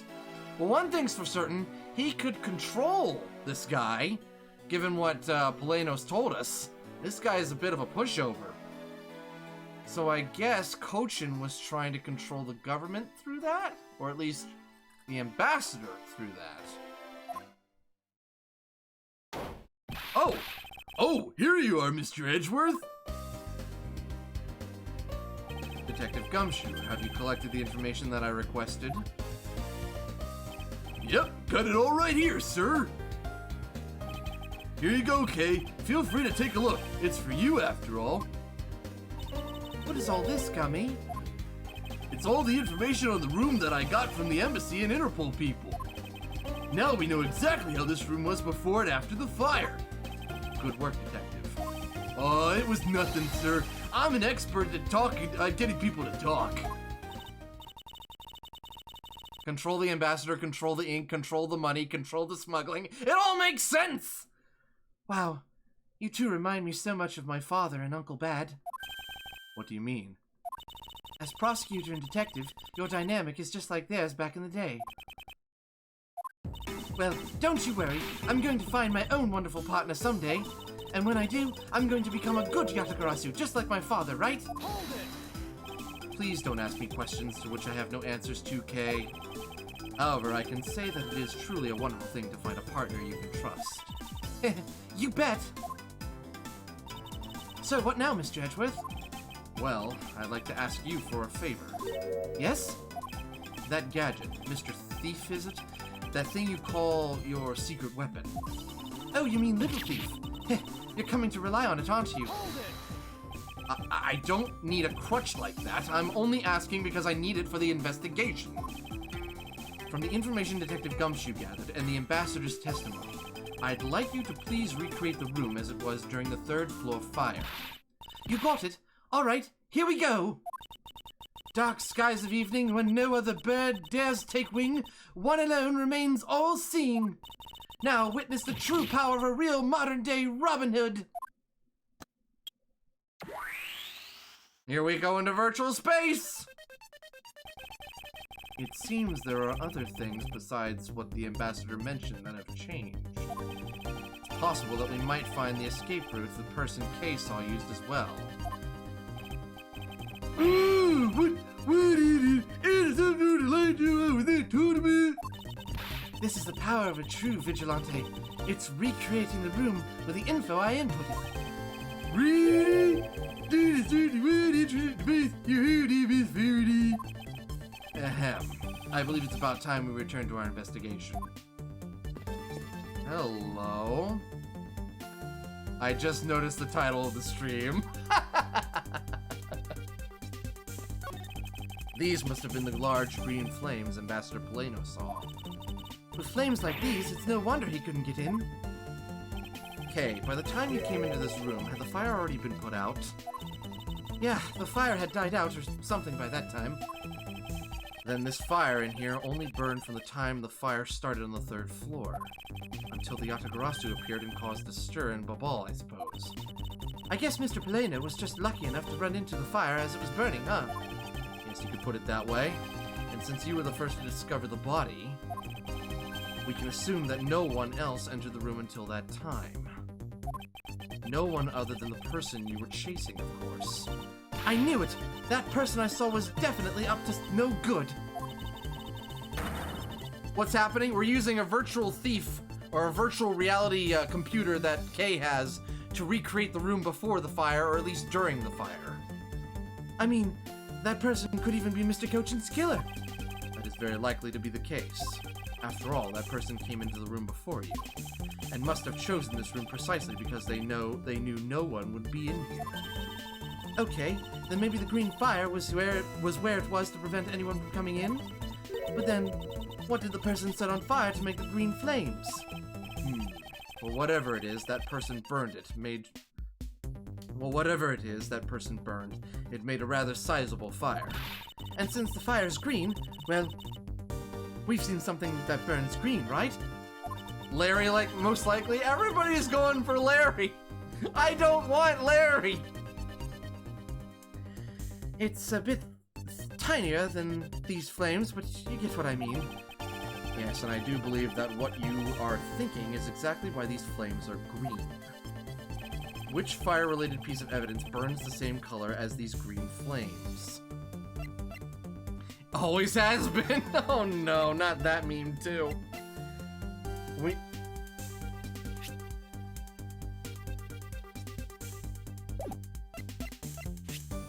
Runs on white crystal oil which burns green. Well, wouldn't it be this?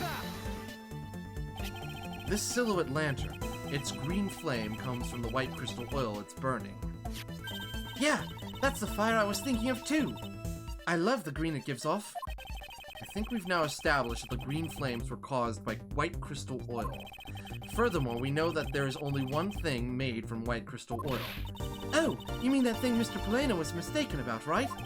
Yes, precisely, as we found out earlier in our investigation. What? I don't get it. Can you fill me in, sir? Fine, I suppose. I'll explain it in a way that even you can understand. This is the thing made from white crystal oil that Ambassador Polena was mistaken about. Was it it was the ink, right? Bobbly's ink is made from white crystal oil.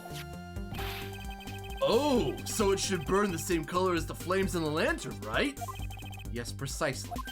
However, the green flames in this room were not from a bottle of Bobbly's ink. Because we found the ink Mr. Cochin used on his desk, right? Yes, however, we know that Mr. Cochin was smuggling the ink in massive quantities. Now, what do you suppose he made using all that ink? I believe what he made with that ink is the answer to what gave birth to the green flames. Oh yeah, I'm beginning to really feel the energy coming from you, Mr. Edgeworth. It would appear that I finally found it. The smuggling ring's real goal. Made of Bobbly's ink, this is the source of the green flames. It would have been the counterfeit money! What would consume that great of a volume of ink to make? That would be the counterfeit bills that the smuggling ring made and are circulating in Zhangfa. And Manny Cochin must have had some of it in his office, and he was getting rid of the evidence. You're kidding! You're saying that it was Mr. Cochin who made the counterfeit bills? I am. I believe you could even go as far as to say that he stole Babal's printing press. Ambassador, Mr. Cochin had permission to freely use the printing press, correct? We ain't do remember receive either the middle of the day. Ambassador, because of your secretary's crimes, you will need to be investigated as well. Yes, it's supposed to. Because been a trouble for a few countries, haven't we? Oh yeah, just a little bit, you know, just tanking the economy. It's my duty to search out all who shielded Mr. Cochin and concealed his crime.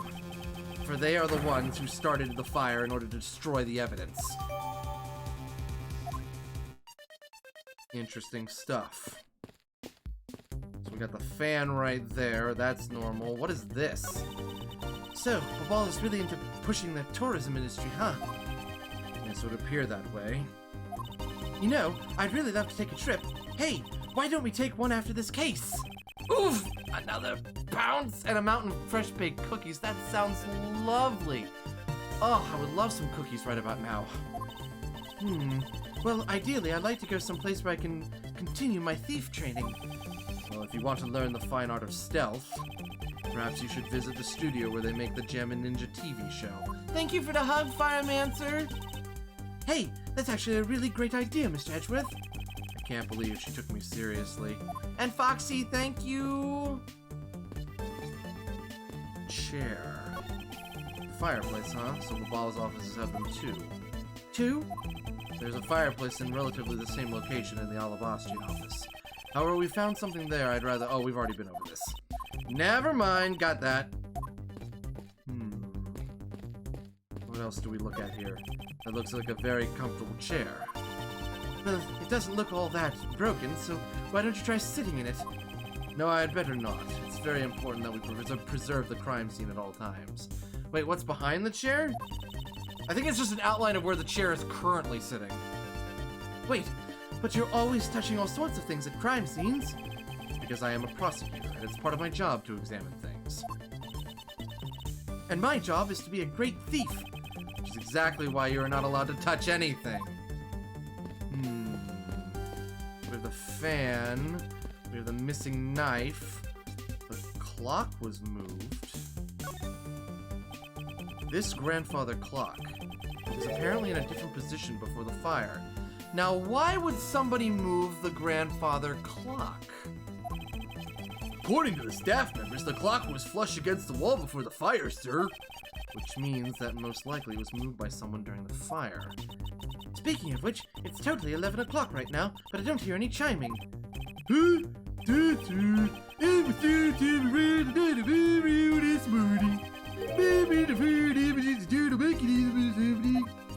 Ambassador Polano, may we take a look inside that clock? Detective Gumshoe, if you could please inspect the insides of this clock. Yes, sir, I'm on it. Mr. Edgeworth, I found this inside, sir.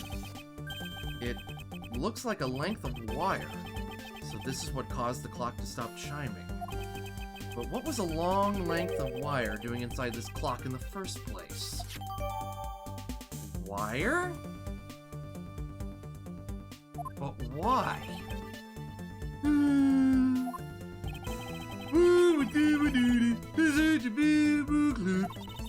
It sounds like it wasn't Mr. Polano that put the wire in there. Then perhaps it was Mr. Cochin's killer who did. It looks like one of the Bobbly's knives was already missing before the fire began.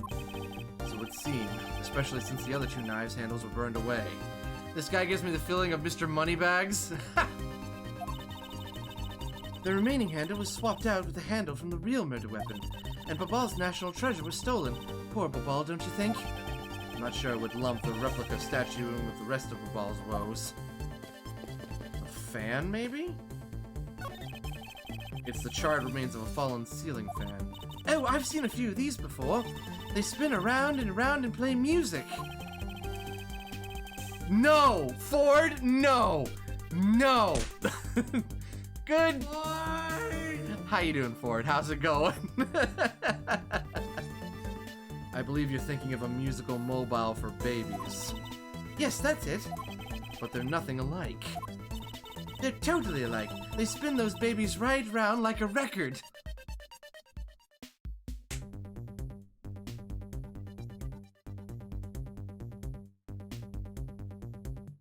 Right. How much did you buy your fedora for? Oh, it's priceless. I inherited it. The real Demency, how you doing? I see. I guess I can see how you might think that. Curtains! You can see the Alabastrian embassy through this window. So, where were you when you were investigating over there, Mr. Edgeworth? Ah, you can see it from here. I was there on the 5th floor. That's where Damask 2 was killed. What? You don't mean the Damask 2? Aw, poor guy. As a fellow second-generation thief, I can't just turn a blind eye even to this. Even though Damask 2 was merely an imposter of the original. Anything on the desk? It appears that the desk is largely unchanged from before the fire. Yeah, it just got a little burnt, that's all. It's a very fine desk. I'm sure that even now it's still usable. If it's that great, why don't you trade your desk with it? No. It was just a suggestion. You didn't have to get all monosyllabic on me, you know? What else do we look at?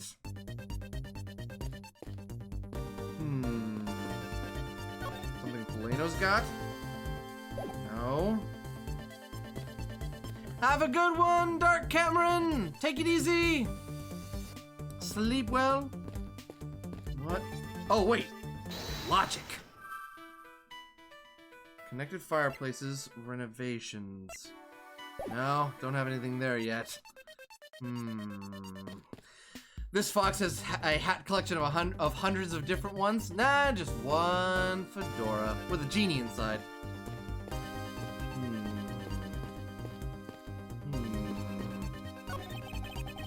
Oh, we've been through that. Oh, Diffuse! It's Diffuse Moose! Subscribed to Tier 1 for 15 months! Diffuse, thank you for the support.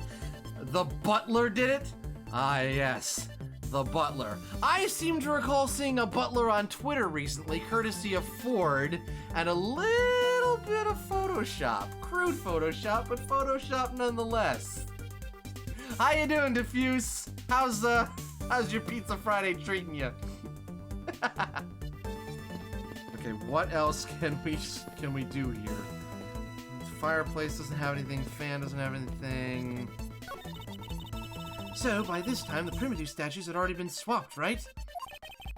They must have been, as this one is covered in soot. What lousy timing, and just as two countries were about to become friends again, too. It would have been better if I had stolen it than for it to get caught up in that fire. Okay, I think I understand your sentiment. However, if you were to engage in theft, I can't look the other way, right? If you could please stop stealing my lines. Do we have anything we can show?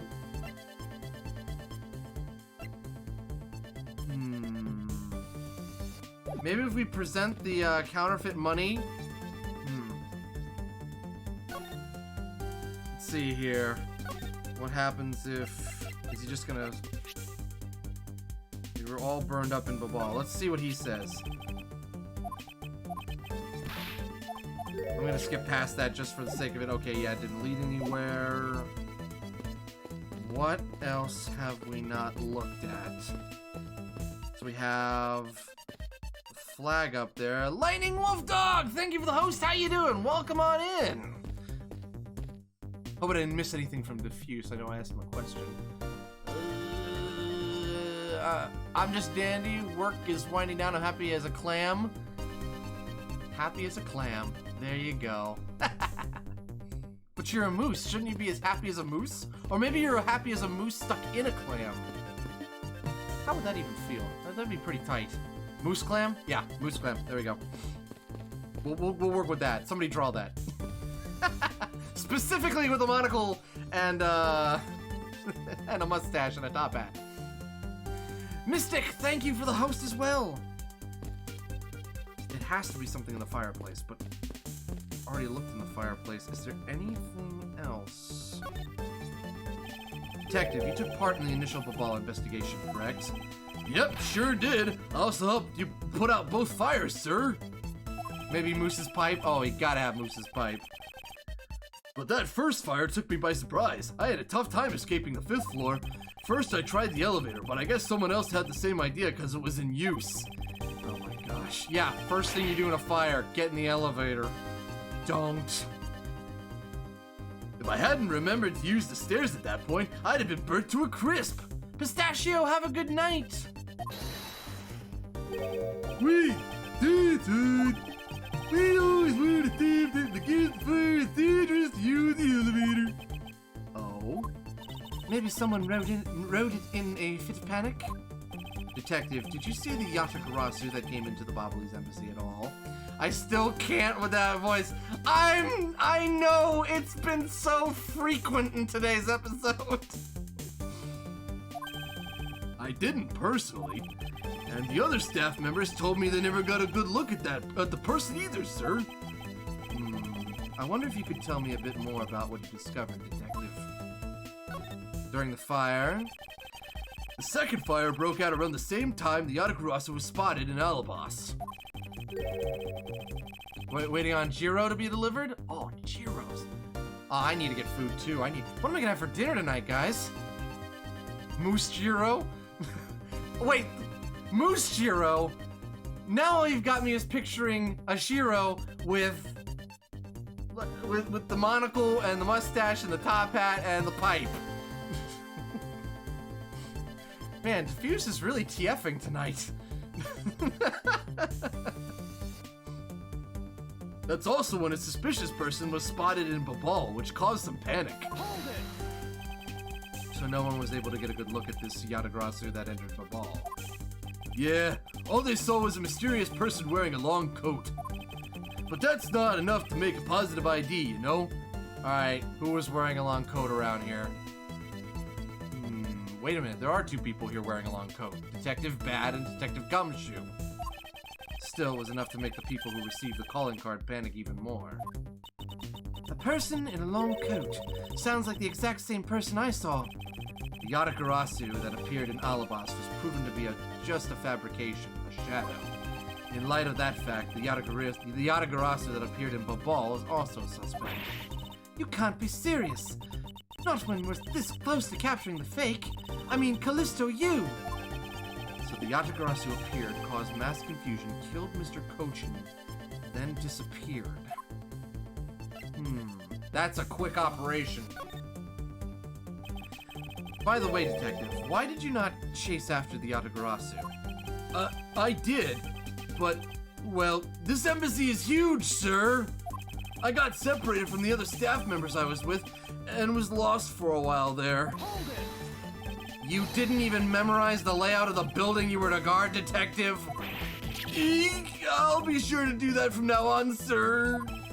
But you know, it was thanks to me being lost that I was able to come to Kay's rescue.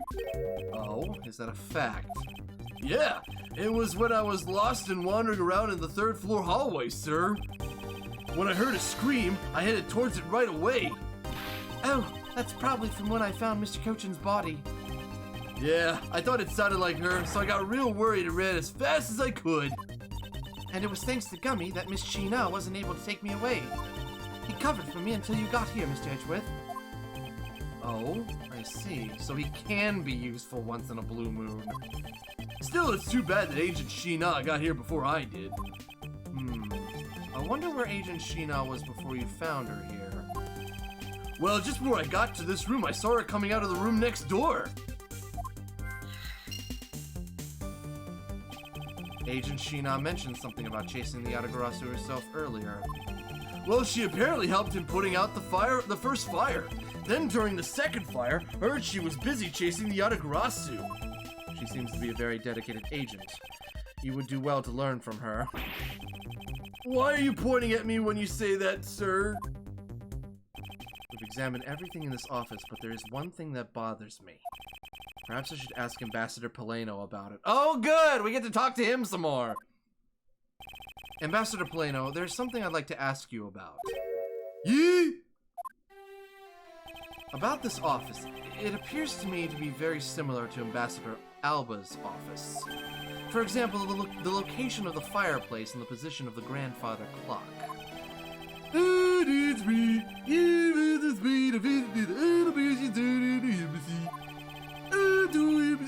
Used to be one. Yes, I know. Even the pamphlet mentioned that. We did where the building is bilaterally symmetrical. Oh gosh, this voice.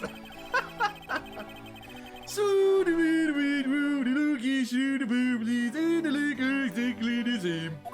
Even when the earth is located at the same as the movie currently under renovation. We worked hard to make this room look like the ambassador's office. You mean for your handshake photo op with the German ninja? Yeah, did right. Firecat, thank you for the 10 biddies. I thank you. Thank you very much, my friend.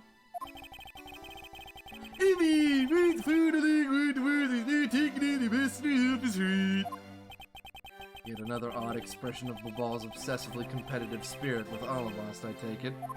Thank you, Ambassador Alba. That piece of information is all I needed to connect the dots.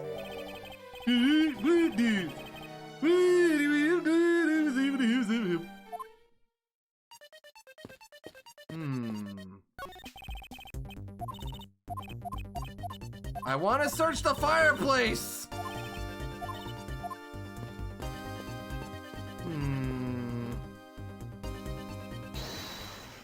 Truly a dialect only a mother could love. Okay, let's connect the dots, fam. So we have connected fireplaces. Ambassador Alba's office fireplace is connected to the neighboring room's fireplace. Bilateral symmetry. Because this used to be one embassy, offices on the two sides are symmetrical. Sheena's location. She was in the room next to Mr. Cochin's office up until she tried to arrest Kay. And renovations. The Bobbly's embassy is undergoing renovations from top to bottom.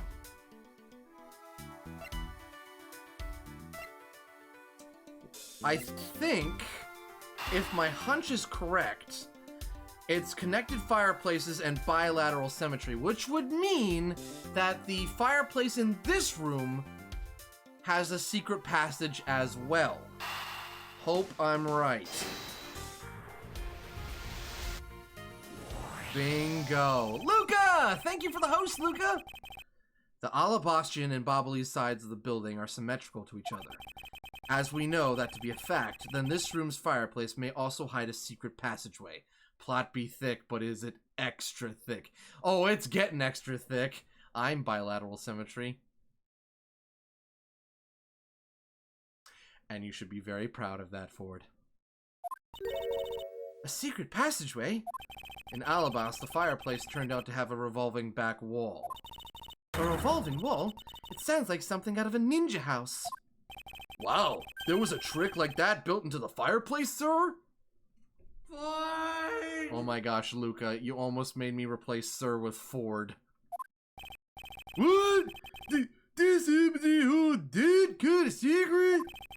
There seems to be a lot about this room that you don't know about, Ambassador. Work for me. Dang, almost. Please, I really want to know about the room, Eddie. I want to know about the room. What are we waiting for, Mr. Edgeworth? Let's get to the bottom of this. Agreed, and my first thought is that it's likely the killer used the revolving fireplace. Interesting. It looks like just another fireplace, though, doesn't it? So how do you turn it again? In Alabas, I had to push where the X was on the far wall of the fireplace. Oh, I see an X back there, sir. Let's see what happens when I push it. Hold it! You scared me, sir. There's something about this fireplace that lies in contradiction to the facts. Huh? But we found an X where you thought there'd be one, right? We did, but that's not what I was referring to. Something is missing from this scene. What does this contradiction mean for us? I won't rest until I've inspected every suspicious nook and cranny. Okay, let's see what's a contradiction here.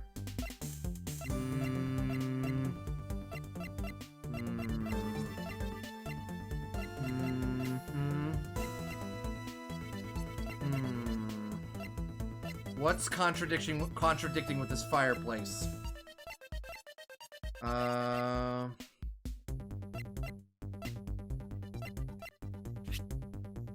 Spilled Bobbly's ink onto back wall. Oh! The ink's missing!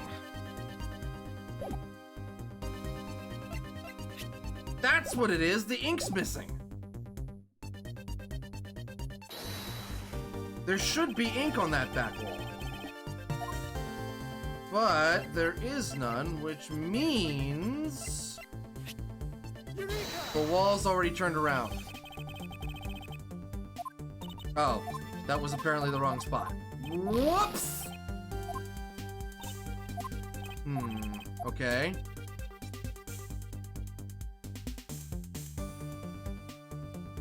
Maybe I wanted this. Hold on. One more time. Let me make sure I got that testimony down right. Spilled ink on the back wall while burning files in fireplace. That should be it. It didn't set the ink on fire, so... Banning Shinobi Wolf? Why are we banning Shinobi Wolf? Oh no. There should be ink back there. It should be ink.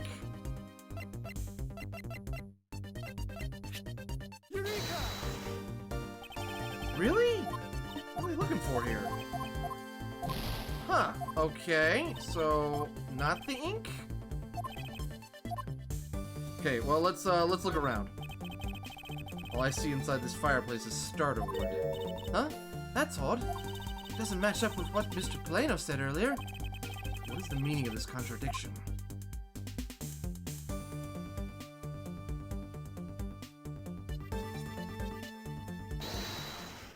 Maybe we gotta solve something in logic first. Revolving fireplace used. It's possible someone else used the revolving fireplace wall. I need to examine it more. Maybe not. It should be the ink. It should just be the ink.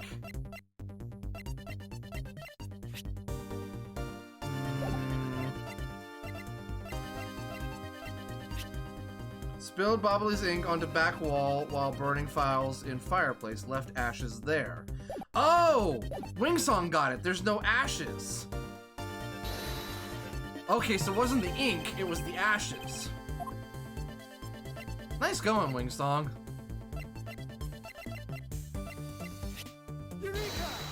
That should do it. Ambassador Plano, you said that you burned some old files in this fireplace today, correct? Yeah, burned quite a few files this morning, actually. And after you did, you forgot to clean out the ashes from the fireplace, correct? I'm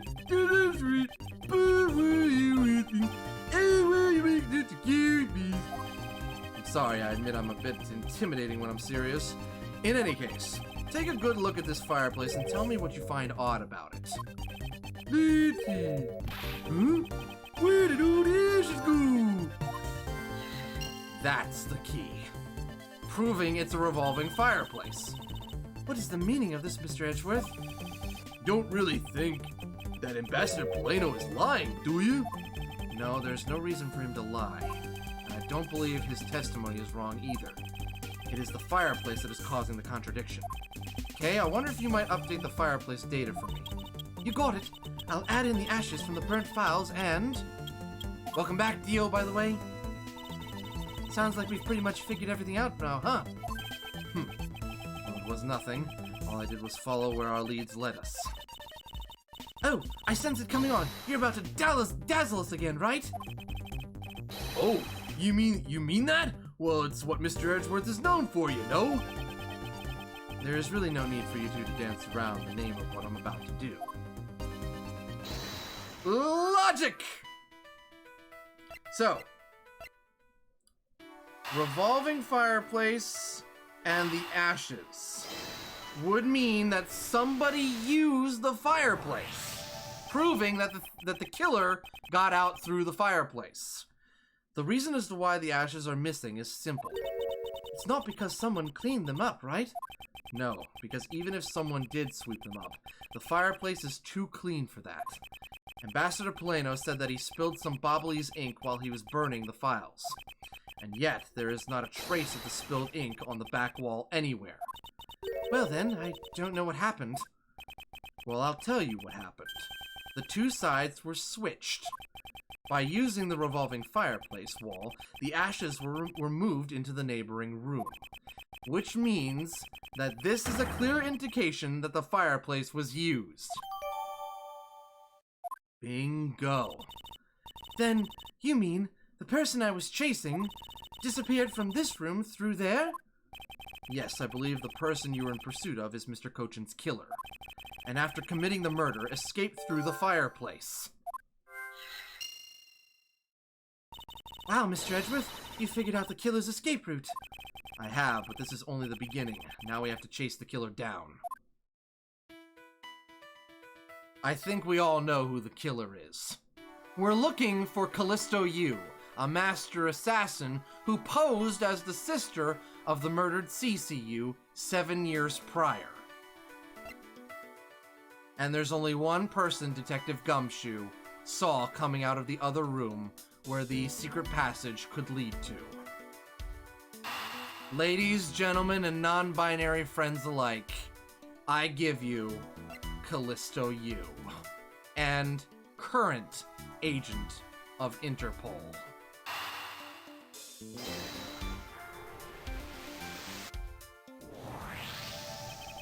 If the killer used the fireplace in this room to escape into the next, then it's only logical for us to talk with the one person who was in the neighboring room. Well, the person that was in the next room was... Oh, it was that person, sir! Yes, Detective. Agent Sheena.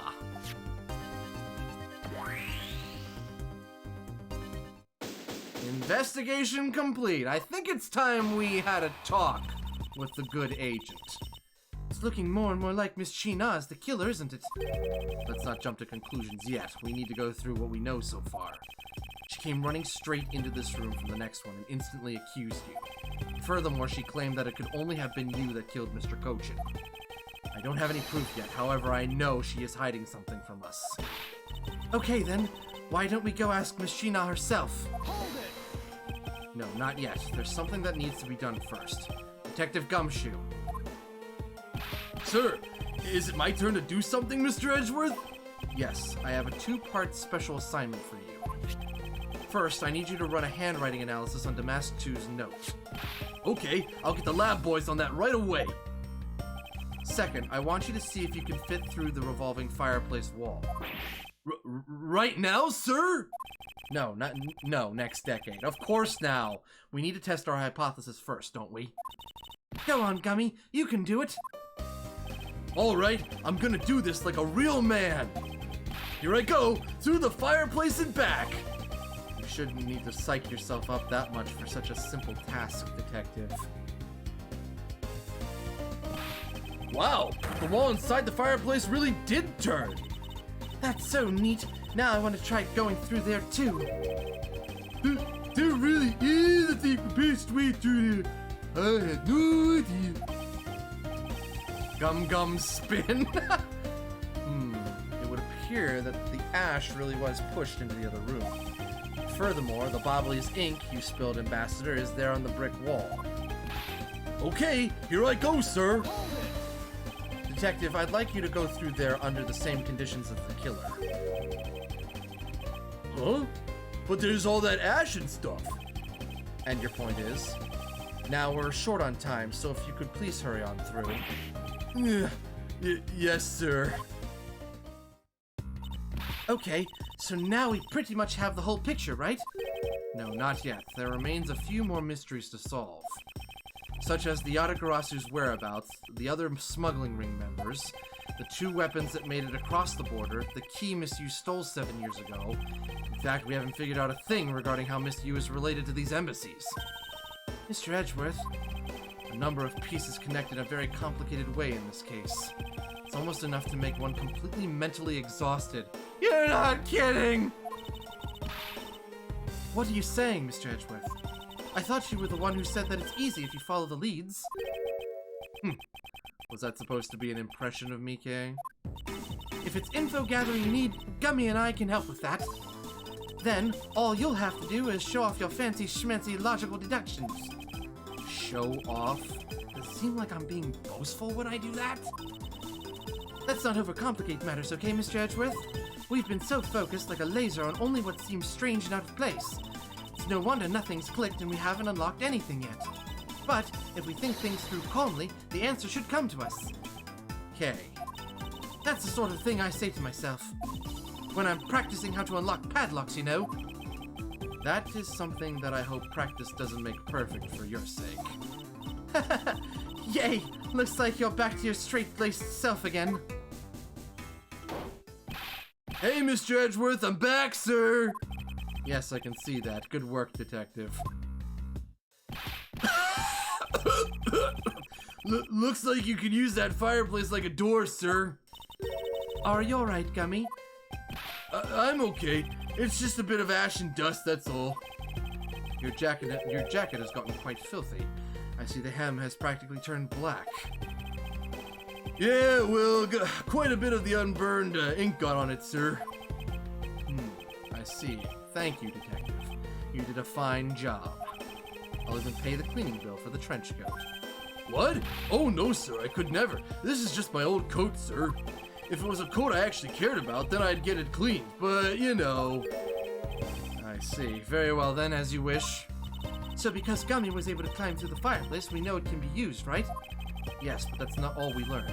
We actually learned one other important fact. And that is... I will have to explain it to you later. Right now, we need to deal with the handwriting analysis, Detective Gumshoe. Yes, sir. I'll be back before you know it. The handwriting analysis on Mr. Cochin's handwriting will take a bit of time. Let us go and wait in the Theatrum Neutralis, along with Agent Lang and Agent Sheena.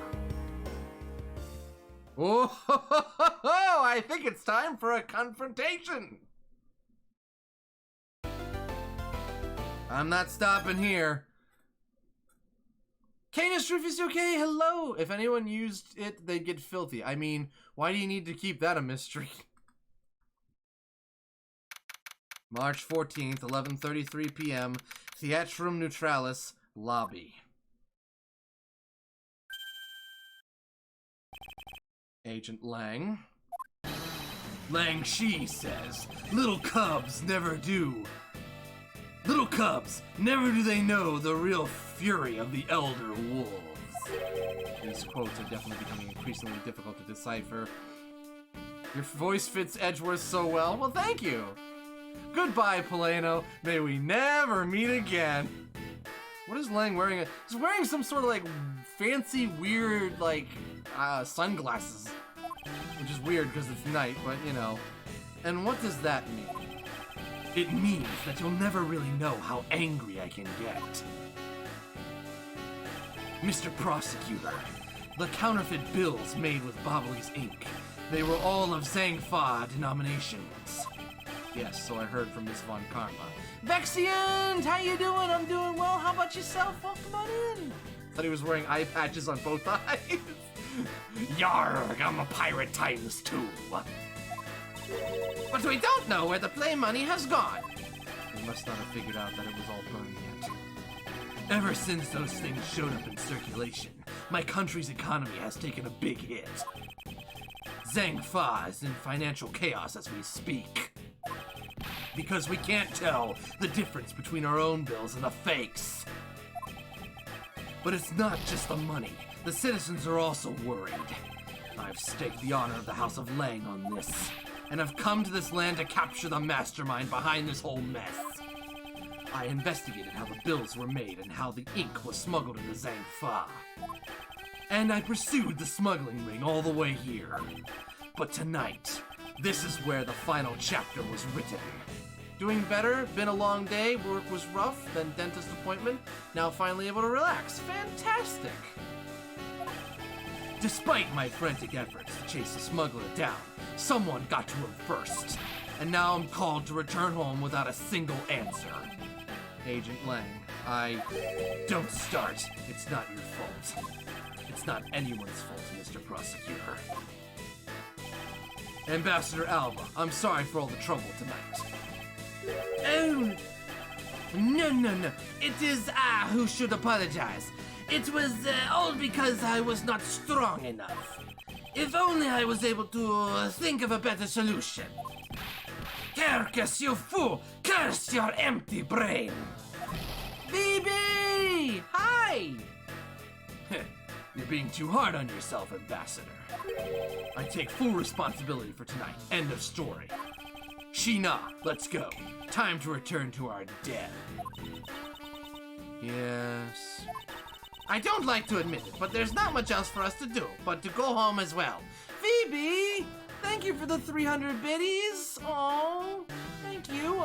Phoebe made me a wonderful little gift that I have to show you guys. I'm gonna put it up on stream later when I'm able to pull it over. Phoebe, thank you for the host as well. I hope you're doing well, my friend. Miyako, hi! Welcome on in as well. Agent Lang, a moment of your time. You, Wolfman, and the secretary lady. Hold it! Objection, pal! I'm doing pretty good, Phoebe Wolf. Doing pretty good. Detective Gumshoe, have you got the results of the handwriting analysis already? Yep, and that note was definitely written by Mr. Cochin, sir. Just as I thought.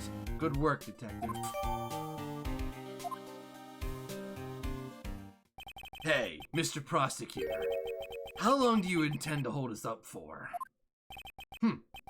Sorry to have made you wait, but I believe that now everyone is finally here.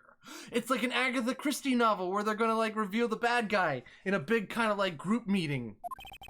Agent Sheena, I'd like to ask you something if you don't mind. Yes. How exactly did you fail to see the Yatagarasu? When you were in the neighboring room to where Mr. Kochin was killed? I'd like you to explain that to us. What? Hey, Mr. Prosecutor! What are you doing asking her about something she didn't see? Agent Lang hasn't touched the Babal investigation at all, so I suppose I will need to explain a few things to him first. Miles Edgeworth, I can't even begin to imagine what's going on in that head of yours. The only thing going on in my head is the pursuit of the truth. Most of the characters almost as dim-witted as an Agatha Christie novel too. I don't know, some of the Agatha Christie novels are pretty smart. They got some logical characters to them. Oh, it sounds like you have some sort of plan. Very well, I'll supervise you until the end. Is she seriously going to treat me as a subordinate for the rest of the day? You're not trying to pick a fight with some subordinate on some flimsy guess, are you? I'm not trying to pick a fight, and the evidence is hardly flimsy, as you will see. Oof, in sync and everything. Ha! I should have known. That you and I are destined to fight it out to the very end. It would appear that way. Well, I'll prove her innocence, so let's see what you've got, Prosecutor Edgeworth. With pleasure. For my opening argument, I'll discuss the Yatagarasu that appeared in Babal, and establish exactly who it was that Kay saw. Agent Lang, I assume you've been briefed on Kay's testimony? You mean the suspicious person in a coat that she saw? That's right. The person is one of the keys to solving this case. Grab your popcorn, everyone in chat. It's about to get hot in here. The person who pretended to be the Yatagarasu. Pretended? And what do you mean by that? I'll get to that in a second, but first I want to review what this person Kay saw did.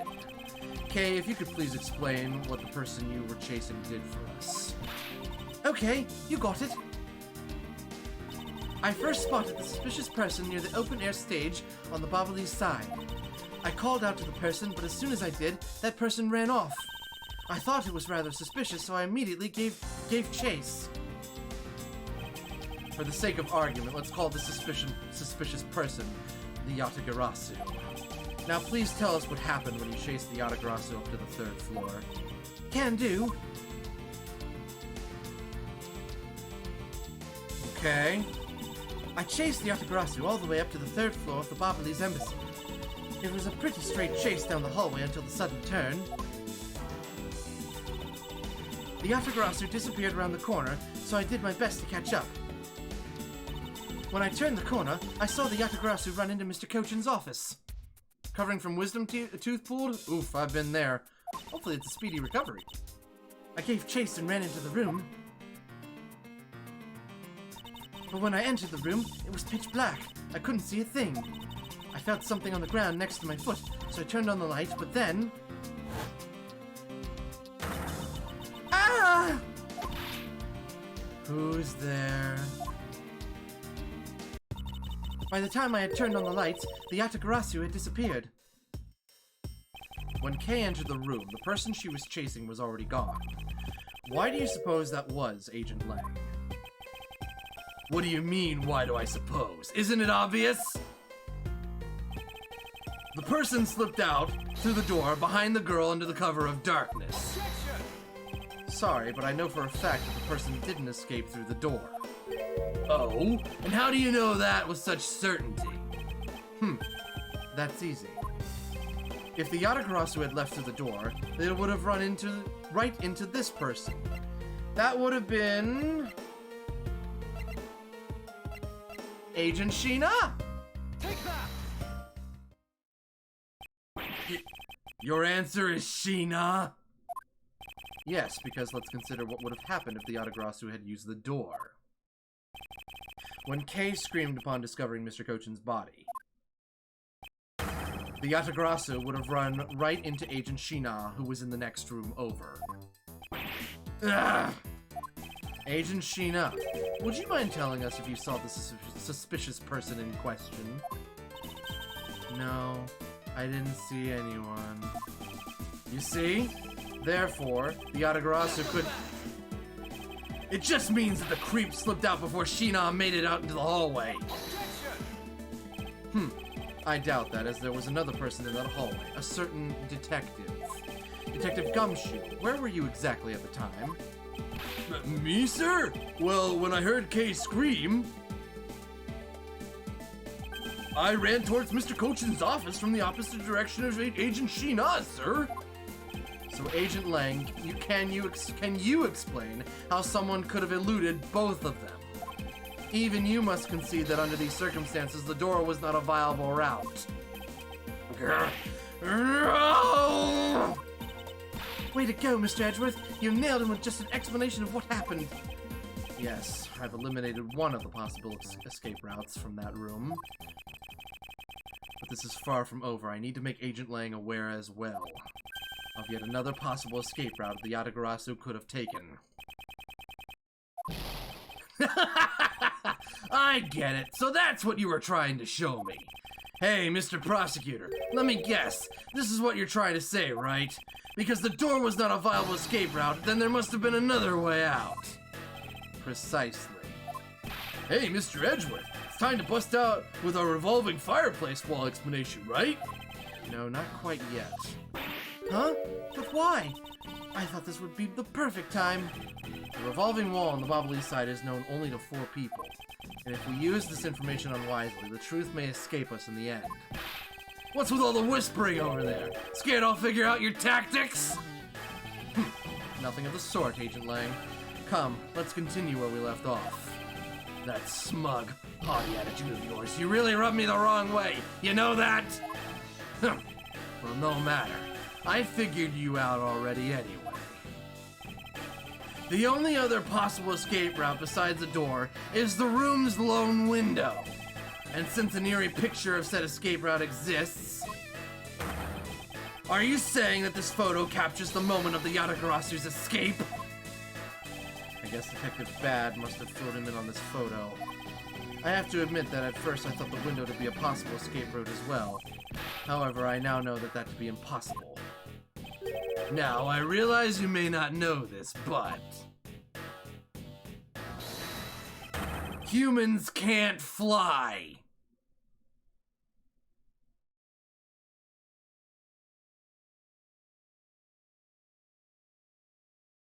No. You don't say.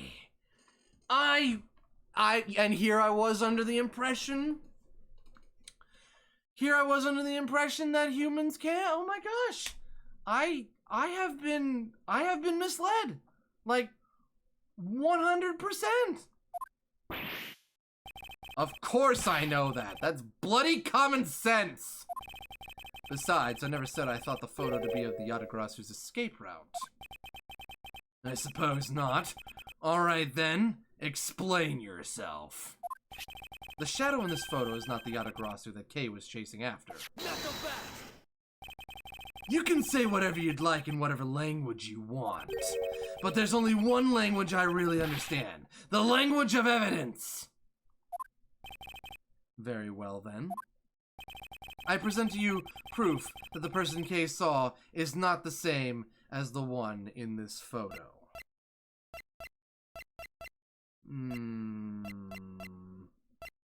Wait, proof?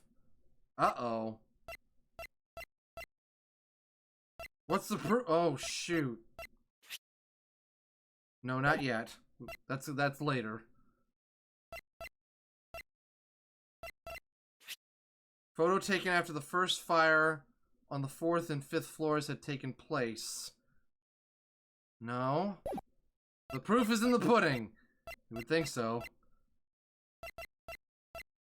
Okay, what is the proof that this is not the same as the one in this person is not the same as the one in this? Oh boy.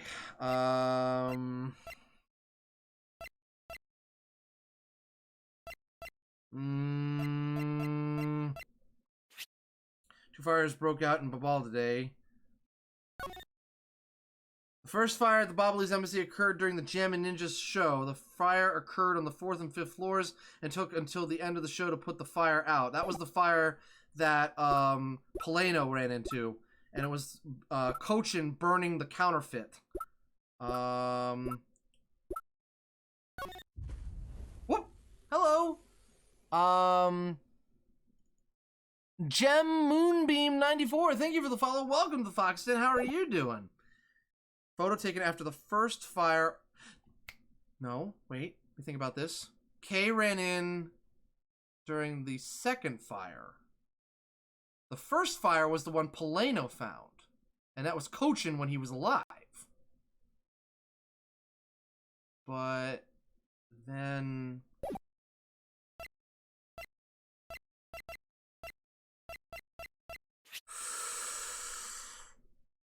Two fires broke out. Let me double check this real quick. The second fire at the Bobbly's embassy occurred after the Jammin' Ninjas fire occurred on the 3rd floor, and Mr. Cushion's office caught fire during this. I'm going to take a gamble and say it's this. Unless there's something else here that I'm missing.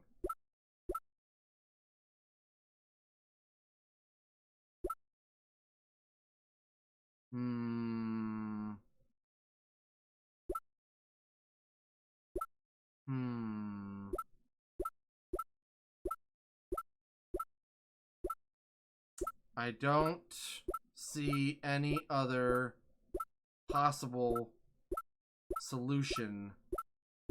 So, I think it's this. Take that! Hey! Got it! Let me explain to you precisely why the shadow in this photo is not the Yatagarasu Kay saw. Kay spotted the Yatagarasu heading for the 3rd floor during the second fire. However, the photo in question was taken just after the first fire. Ah! Okay, so I was right in thinking that. No! Yeah, way to go! That's twice you've bit him in the butt now. We're not done yet. You still have to explain what that shadow is. And how the Yatagarasu escaped. I don't suppose you can answer both, can you? Regarding the photo, I admit that we don't understand what it means quite yet. Ha! As I thought. However, the Yatagarasu's escape route, now that I can answer. You can? Well then, Mr. Prosecutor, go on. Enlighten me. Even if I explain it, you'll try to find some flaw with what I have to say. You were busy heading up the Alabastian investigation, correct? In that case, I doubt you'd have much knowledge about the Bobbly's side of this case. So wouldn't it be best if the lead on that side, Agent Sheena, explained in my stead? Ugh! Sheena is my subordinate. If I don't stick up for her, how can I look her in the eyes and call myself her boss?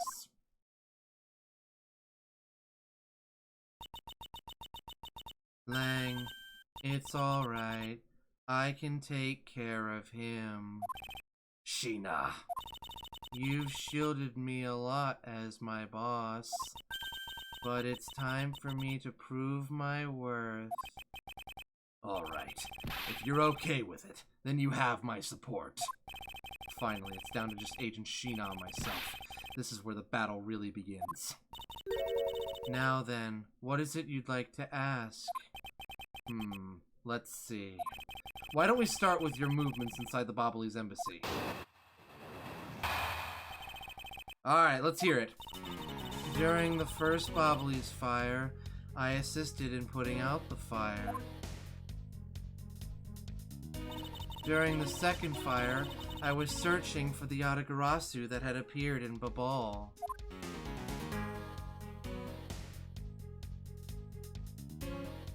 Okay. While I was searching, I heard a scream coming from the next room over. Although I was in the next room, I was unable to catch a glimpse of the Yatagarasu. To be honest, I'm actually very skeptical that the girl's Yatagarasu even exists. And that is all I have to say. Katyasha Lockhart, hello, welcome on in! But I'm not lying when I say I saw the suspicious person run into Mr. Cochin's office. Like I said earlier, I have no intention of retracting my testimony. Good. Just to confirm, did you have a partner when you were on your investigation? No, I moved alone. In that case, you have no one to corroborate your alibi, is that correct? Are you calling her suspicious because she was in a room by herself? How pathetic! And it wasn't when Agent Sheena tried to arrest Kay under the same rationale. Ooh! Right in your face! And how about when you accused Larry because he was the weapon's owner? Not that it's unexpected for that useless lump to get into such a situation. Although I suppose it's never a good idea to let mistakes go uncorrected. I will make no excuse for what I did in that situation. Then you should apologize right now for making Kay out to be a killer, pal. I'm sorry. Sheena, apologize. I'm sorry. It's really okay. I mean, I'm not under suspicion anymore. Right, Mr. Edgeworth? Well, I never doubted you. Not for 1 second. And the same goes for me. I believe in Sheena. Then let's put that to the test and see if she is really worthy of your trust. This promises to be interesting. Alright, let's tear this apart. During the first Bobbly's fire, I assisted in putting out the fire. She's probably got witnesses there, so that's fine. During the second fire, I was searching for the Yatagarasu that had appeared in Babal. Fair. While I was searching, I heard a scream coming from the next room over. Let's talk about that. Hold it! So you were in the room next to Mr. Cochin's office? I already told you I was earlier, as I was examining the neighboring room. I heard that girl's shrill scream. Upon hearing her, I immediately ran towards Mr. Cochin's office,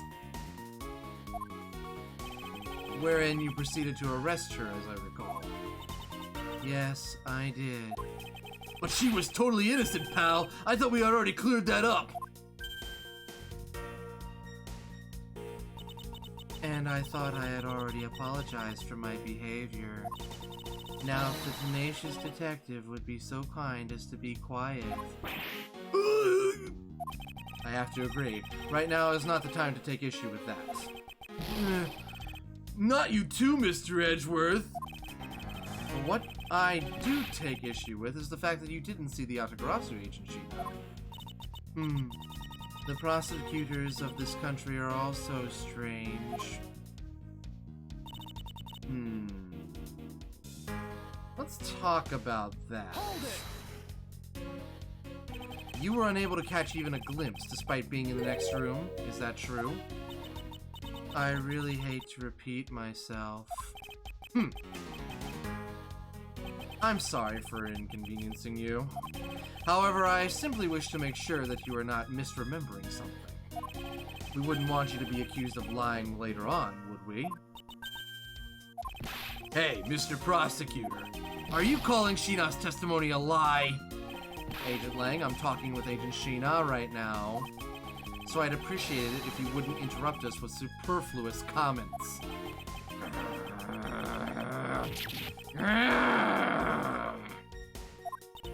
Aw, you know, I feel kinda bad for him. I understand his pain at watching one of his subordinates being accused. However, I cannot turn my eyes from the truth. Lang, I'm alright. And as for you, I think you should be focusing your doubts on that girl rather than me. And why is that? To be honest, I'm actually very skeptical that the girl's Yatagarasu even exists. Really now? Hold it! Are you throwing Kay's words into doubt again? Well, she does claim to be the Yatagarasu, right? And she did try to chase down the Yatagarasu, despite being just an average citizen. Actually, she came here with the goal of capturing the fake Yatagarasu. That's right, which is why I would never lie about anything related to the Yatagarasu. And I suppose you have proof of that somewhere? Not quite, but even without any, I have many people who believe in me, and that's enough. I see. Kay's testimony is without flaw, but as for yours, well, let's just say that I find your testimony to be a bit suspicious. There seems to be a very large flaw in her testimony. Oh? Then why don't you show her using what we found out with Little Thief? I will in due time. I know exactly what the flaw is. Although I was in the next room, I was unable to catch a glimpse of the Yatagarasu. Oh, is that so? Well, we've already proved the Yatagarasu couldn't jump out the window, and we already proved the Yatagarasu couldn't sneak out the door, so that leaves one escape route. Objection! Being in the room next to Mr. Cochin's office is the problem with your testimony. Not so fast! Mr. Prosecutor, I don't see what problem you're talking about at all. Agent Lang, do you recall the secret we discovered about the Alabastian office fireplace? Huh? Oh, you mean how it connects the office with the room next door? What about it?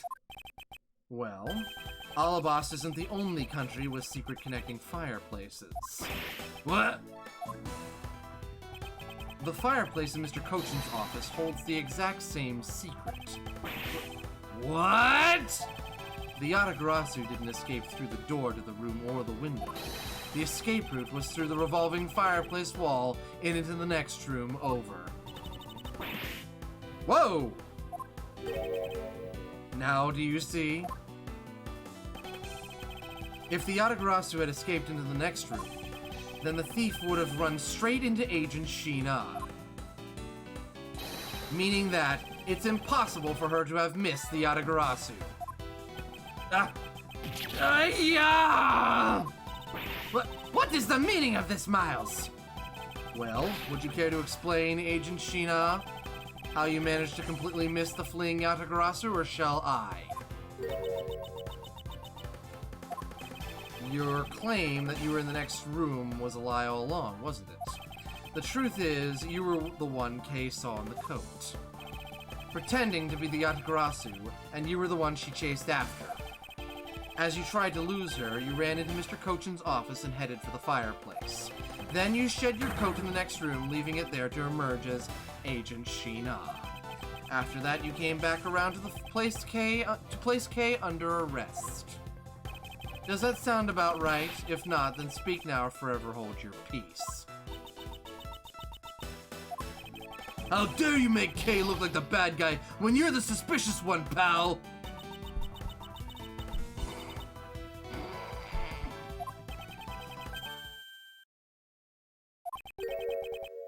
Sheena?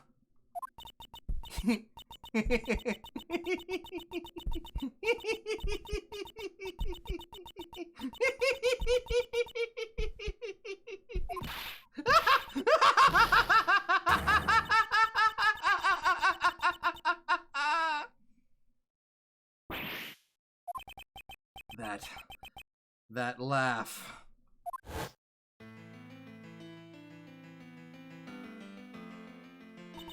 I remember this irritating laugh. I'm getting chills down my spine. It can't be, but it has to be. Sheena, what's wrong with you? I'm sorry. It was so funny that I couldn't help but laugh.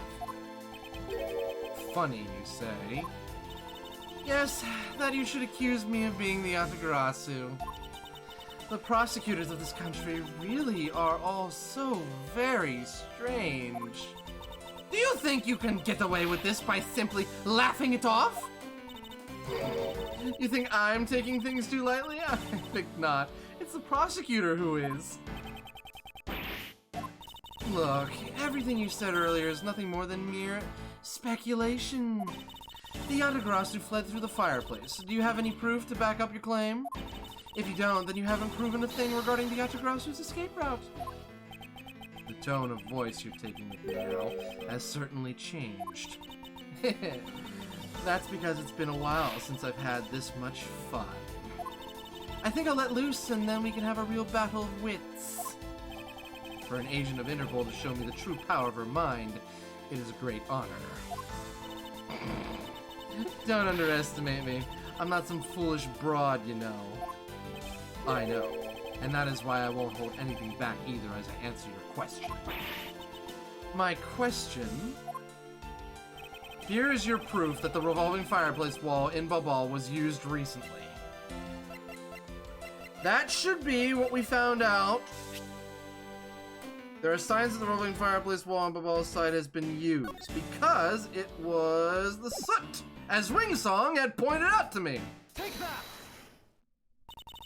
I'm sorry, but is this really your honest answer to my question? Yes, according to Ambassador Pelenos' testimony. He said that he was burning some documents in the fireplace with Mr. Cochin. Oh? The ashes of what they burned were left in the fireplace, so they should have been there. However, when we went to investigate the room, the ashes weren't there.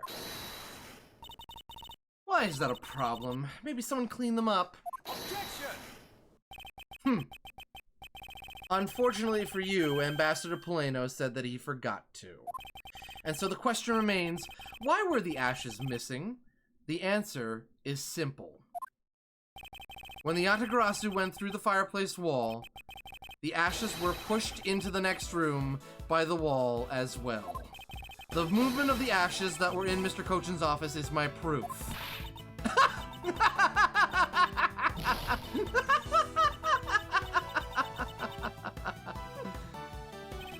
And just what is so funny? Ash as proof? Are you even allowed to submit such flaky evidence in court? You still wish to fight us? Of course, why wouldn't I? In that case, let's hear your counter-argument.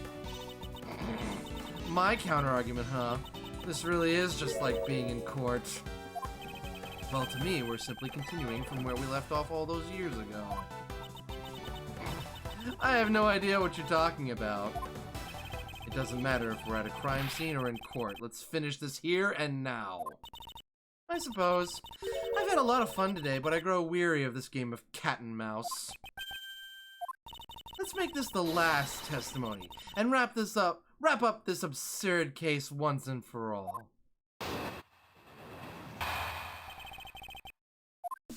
In my eyes, all you've proved is that the rotating fireplace wall was used. But you can't really call that proof that the Yatagarasu used the fireplace now, can you? So then, who was it that used the rotating wall? Show me your answer with real evidence. Remember, we've already finished our very thorough investigation, and we found not a single suspicious thing in Mr. Cochin's office. And there you have it, my counter-argument. Ah! That's very impressive. She has seen through to the fact that I have yet to gather that one piece of evidence. What is it, Kay? I haven't heard a peep out of you in quite a while now. If you don't think you can handle it, feel free to leave the rest of it to us. But Kay, pull yourself together. You are the true heir to the Yatagarasu name, are you not? If you want to steal the truth, then you must never take your eyes off of it. This chase you're running to catch the truth. You must see it through to the very end. Mr. Edgeworth, you're right. I will see this through to the end. So, you go get her for me, Mr. Edgeworth. With pleasure. Looks like a lack of evidence has left you wide open, doesn't it? Sheena, please, show me you're someone I can trust. Don't worry. This will be the deciding match, you'll see. Truly sorry, Agent Lang, but I simply can't allow her to escape me again. Very well then, Agent Sheena. Shall we begin? I'm ready whenever you are. Trying to take this testimony apart. Okay, in my eyes, all you've proved is that the rotating fireplace wall was used. But you can't really call that proof that the Yatagrasu used the fireplace, now can you? Would you like to elaborate on that? So you want proof that the Yatagrasu was the one who used the fireplace? That's right. Well, do you have any? Ugh. Can you prove that it wasn't the Yatagrasu who used the fireplace? I don't need to prove anything to you. Oh. Objection! Hold it! Okay, if you could please not steal my line. Sorry, but I just couldn't hold it in anymore. Well, don't fret and leave her to me. All you have to do is sit back and watch. You may seem to have some wiggle room, but without any evidence, it's meaningless. So then, who was it that used the rotating wall? Show me your answer with real evidence. Hold it! It's possible that the Yatagrasu left fingerprints inside the fireplace. Sorry, but I had the forensics team check that already. All they found were prints belonging to Ambassador Polano and Mr. Cochin. Curses! I should have known better than to think the Yatagrasu would have been so careless. But there must be some sort of evidence that we still have yet to find. I take it you have no further objections. Remember, we've already finished our very thorough investigation, and we found not a single suspicious thing in Mr. Cochin's office. Or have we?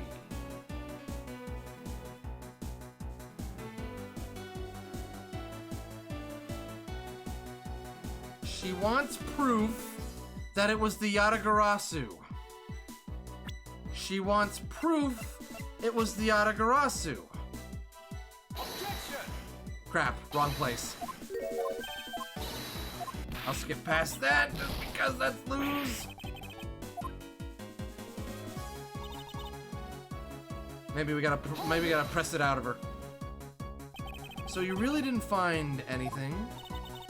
Yes, as I said, not one suspicious thing. Although, as you already know, we did find the Yatagrasu's key and the document okay, she knew about it.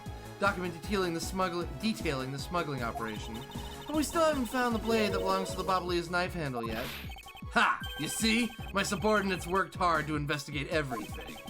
So there was nothing else to find, alright? Wow, Agent Lang's really sticks up for his people. I don't believe there's apostrophe there, but okay.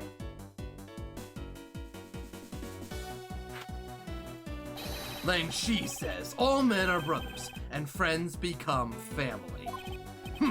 So you see, my people are my family, and their families are my family, too. That's a rather large family you have there. Yes, but as we all know, there's always one black sheep in any family. And though it pains me, Agent Lang, you will know the black sheep in your family. So, do you actually have any proof that the Yatagarasu used the fireplace at passageway? No, I haven't found any yet. Then what are we going to do? There's no need to worry, because there is a loophole in Mrs. Interpol agent's argument we can exploit first. The one in charge of the Bobbly's investigation was not Agent Lang, which means that with Agent Sheena in charge, it's possible she may have tampered with the evidence. That piece of evidence that we found. If there's one thing I do know, it is that someone tried to hide it from us.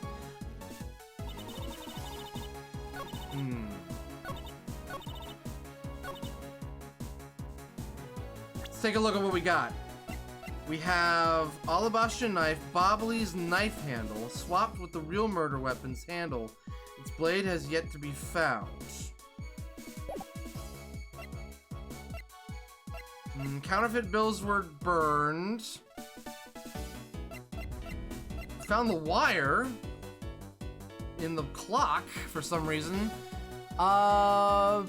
Beacon37, thank you for the follow. Welcome to the Fox Den. What about the wire? Objection! You never found the wire, and you claim to have gone through everything. While you say that you and your agents have finished your thorough investigation, are you absolutely certain that you didn't overlook anything? Well, aren't we full of ourselves, standing there insulting Interpol agents? You better not be insinuating that my men are incompetent, Mr. Prosecutor. I'd never do that. However, it doesn't change the fact that they did overlook something. Hey, Pecan37, how are you doing? Welcome on in. How's your night or day going? I'd like for you to take a look at this length of wire. And what exactly is this supposed to mean? A length of wire. So what about it? I'll tell you what. We found this in the Babalese embassy not long ago. What? And we found it wound up inside the grandfather clock in Mr. Cochin's office. You found that at the scene of Mr. Cochin's murder! But this wire wasn't all we found. We found one other very important thing. There's more? In Mr. Cochin's office, there were signs that someone had burned counterfeit bills there. I'm gonna back out for a while. Okay, Firecat, take it easy. Thank you for being here. What in the... Ayah!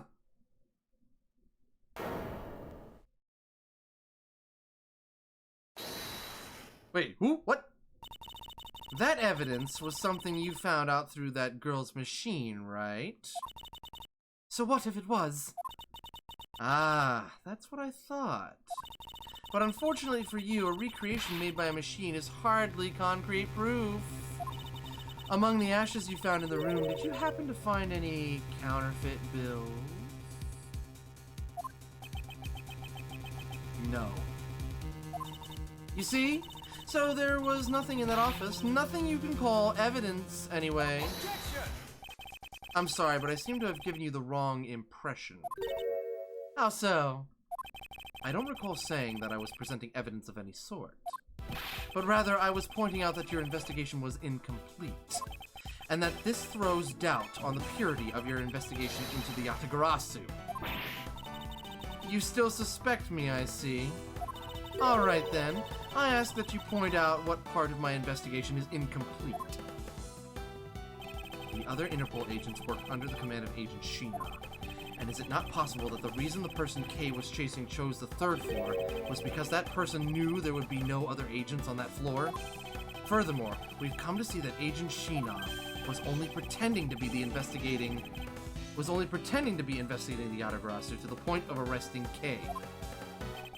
In that case, there's one location that no one has yet to inspect. Your team's investigation was incomplete because they failed to inspect this location! The other room!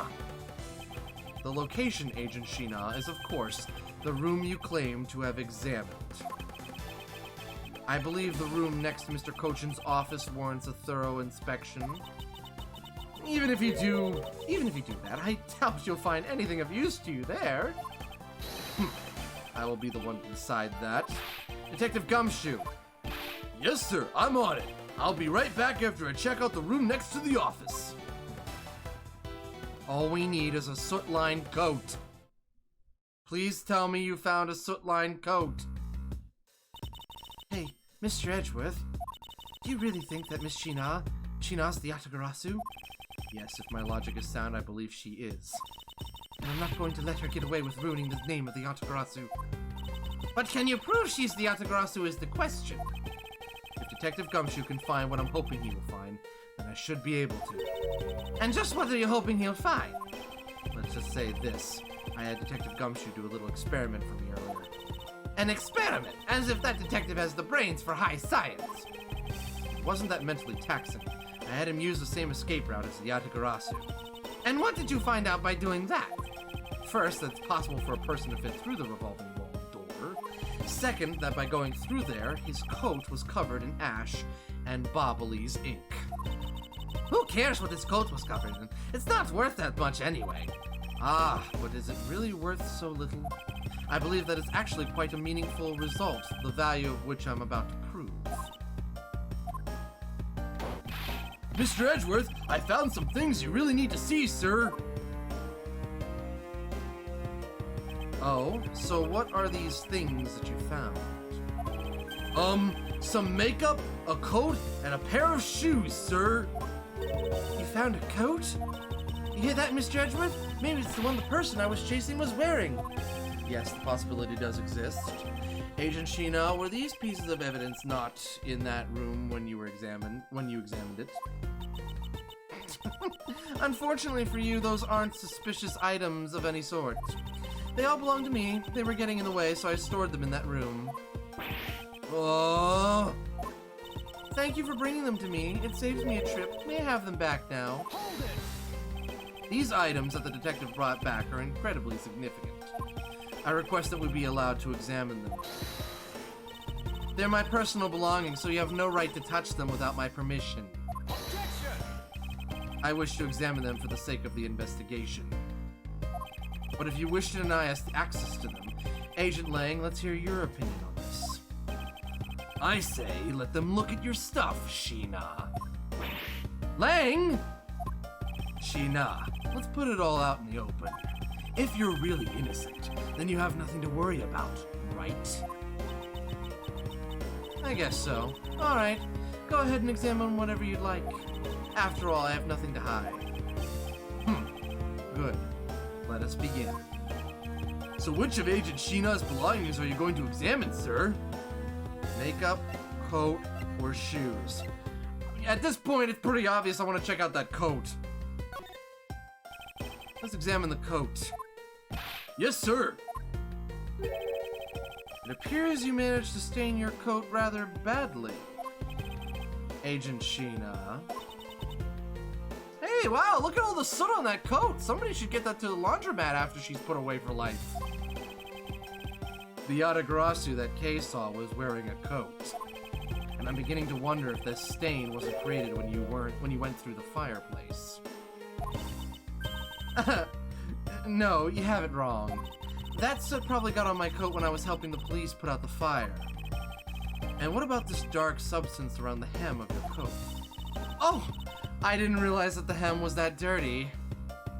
Just trying to sugarcoat the whole thing.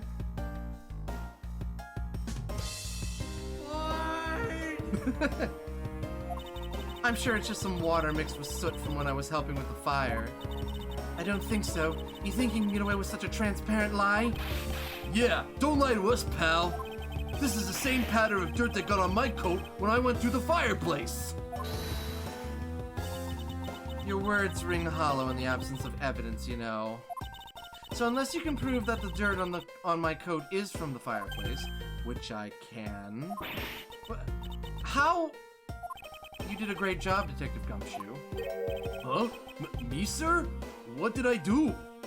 Meanwhile, I point at Ford and tell him, Ford it up, like Phoenix. You want me to send Ford to the corner? Nah, he's good. You can't stop Ford. This coat. This is exactly the piece of evidence I was searching for. I had been hoping to find the coat that the person Kay saw was wearing. And thanks to you, we proved that going through the fireplace would sully a coat. I don't quite get what you're saying, but I'm happy for the praise, sir. All that remains is for us to show that what the dark substance on the coat hem is. Oh? And you think you can do that? Of course I can. This is the dark substance that sullied the hem of this coat. May I present... Take that! Bobbly's ink! Bobbly's ink? Yes, this is what will prove that the coat went through that fireplace. According to Ambassador Polano, he burned some files in the fireplace this morning. You told us about that already, so I don't really see the point of mentioning it again.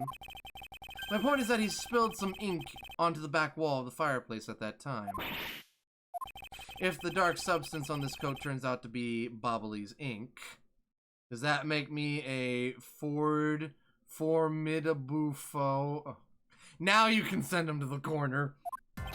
It would prove that you and this coat went through the revolving fireplace wall. Sorry to have clipped one of your wings, Yatagarasu, but we're not finished yet. But you have no way of proving whether or not this is Bobbly's ink on the coat hem. Oh, but I do, and I intend to show that it is ink in a few seconds. How? How, you ask? Well, since you don't seem to know, allow me to show you. This is how I will prove that the dark substance on the coat is Bobbly's ink. We're gonna burn the coat! We can find out whether that is Bobbly's ink or not by lighting it on fire. That's how you're gonna prove that it's Bobbly's ink? Yes, if you could please cut a section of the dark stained area for me, I'd appreciate it. Because I will show you, here and now, what the dark substance is. Sheena, sorry to do this, but I'm going to have to cut off a bit of your coat. Go ahead. I wasn't planning to wear it anymore anyway. Now then, if someone could loan me a lighter or something... Oh, I've got some matches. I always carry them with me so I can light smoke bombs. And if I could please have 1K, we can get this experiment underway. The flame! It's the same color as the flame's white crystal oil produces. Which means... Bobbly's ink is a product of white crystal oil. She just really, really wants to be a ninja. And when lit, the ink produces a green flame. I believe the time has come to clip the Yatagarasu's other wing. Miss Sheena, you're the fake Yatagarasu. The one who killed my father. It's about time you came clean, Agent Sheena. Or should I say... Callisto, you. Hey, Mr. Prosecutor, you're not serious, are you? Do I look like the joking type to you? Callisto, you? I've never heard that name before in my life. That manner of speaking and that attitude, you haven't changed a bit in 7 years. You're the defense attorney that killed Mr. Faraday and then tried to frame me for it. Oh, really? And you have proof? You insist that I am this Callisto you woman, but you can't prove it. If you have no proof, then I'm afraid you won't be able to lay a single finger on me. Objection! The raven is a very unique bird, one that flies by the darkness of night. However, the light of dawn has arrived, and it will reveal your true ugly form to the world. Enough poetry. I want to see some evidence. Do you really have something that can prove that she is Callisto you? I do. Something that the second Yatagarasu has preserved for us these last 7 years. Do me the honor, Mr. Edgeworth. I will, Kay, for we have finally come to the end. We'll prove her to be Callisto you with this, and clip this Yatagarasu's wings for good. May I present one perfume bottle kept in pristine shape 7 years to this day. Take that! This perfume, this will prove you to be Callisto you. It will? Kay has preserved it perfectly for us. Surely you remember this bottle. This belonged to Miss Yu just before she disappeared 7 years ago. Naturally, this means that a few of her fingerprints are on here as well. This is that bottle of perfume you spilled, which I've preserved ever since. I heard from my father, Burned Faraday, that if stored under the right conditions, a fingerprint can be preserved for decades. Which means that your fingerprints are still on here. Every last one. We can clear everything up if we were to compare the prints on this to your own. Now come, Agent Sheena, will you submit yourself to a fingerprint test?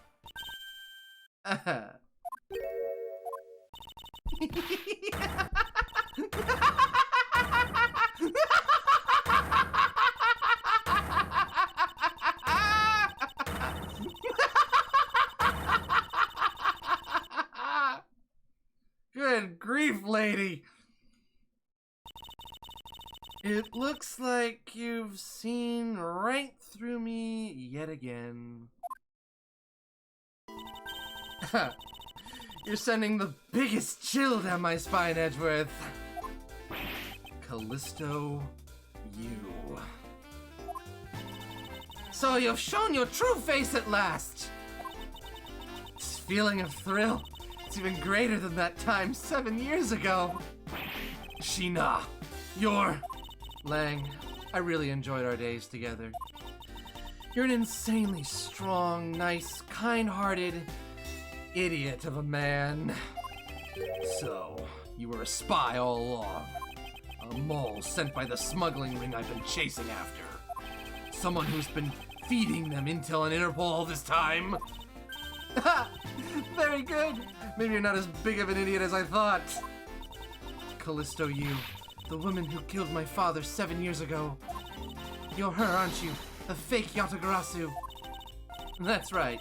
Callisto, you, that's just one of my many names. But even that is just a facade. Good evening, ladies and gentlemen. I am the great thief, Yatagarasu. Callisto, you, this time you won't escape, for this is the end of the road for you. Now come along quietly. You know, you're the one who left the strongest impression on me, Kay Faraday.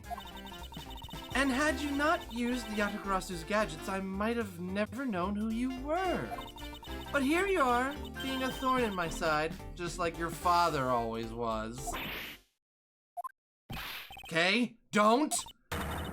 You! I'll never forgive you for what you did to my father! You really are just like him. Mr. Faraday, too, possessed such laughable honesty. Oh, crap! Kay!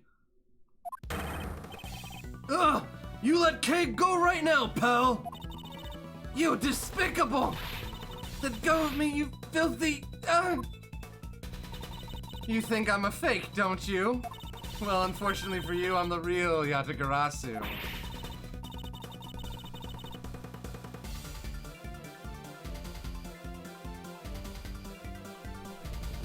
But that's impossible. But that's impossible.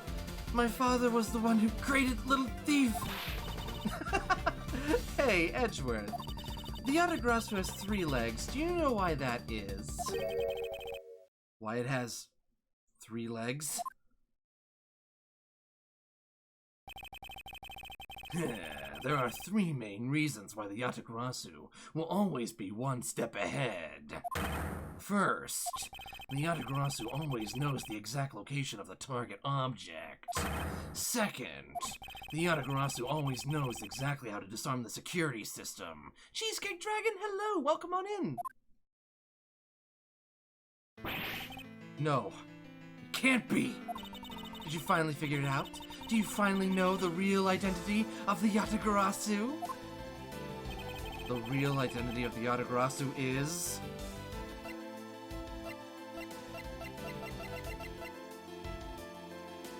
neither person. The real identity of the Yatagarasu is neither Byrne Faraday nor Callisto Yu. But by the same token, they are also both the real Yatagarasu. Oh, very perceptive of you. No way. A single person known as the Great Thief Yatagarasu never existed. Mr. Edgeworth? No, I refuse to believe this. The Yatagarasu is known to have 3 special skills.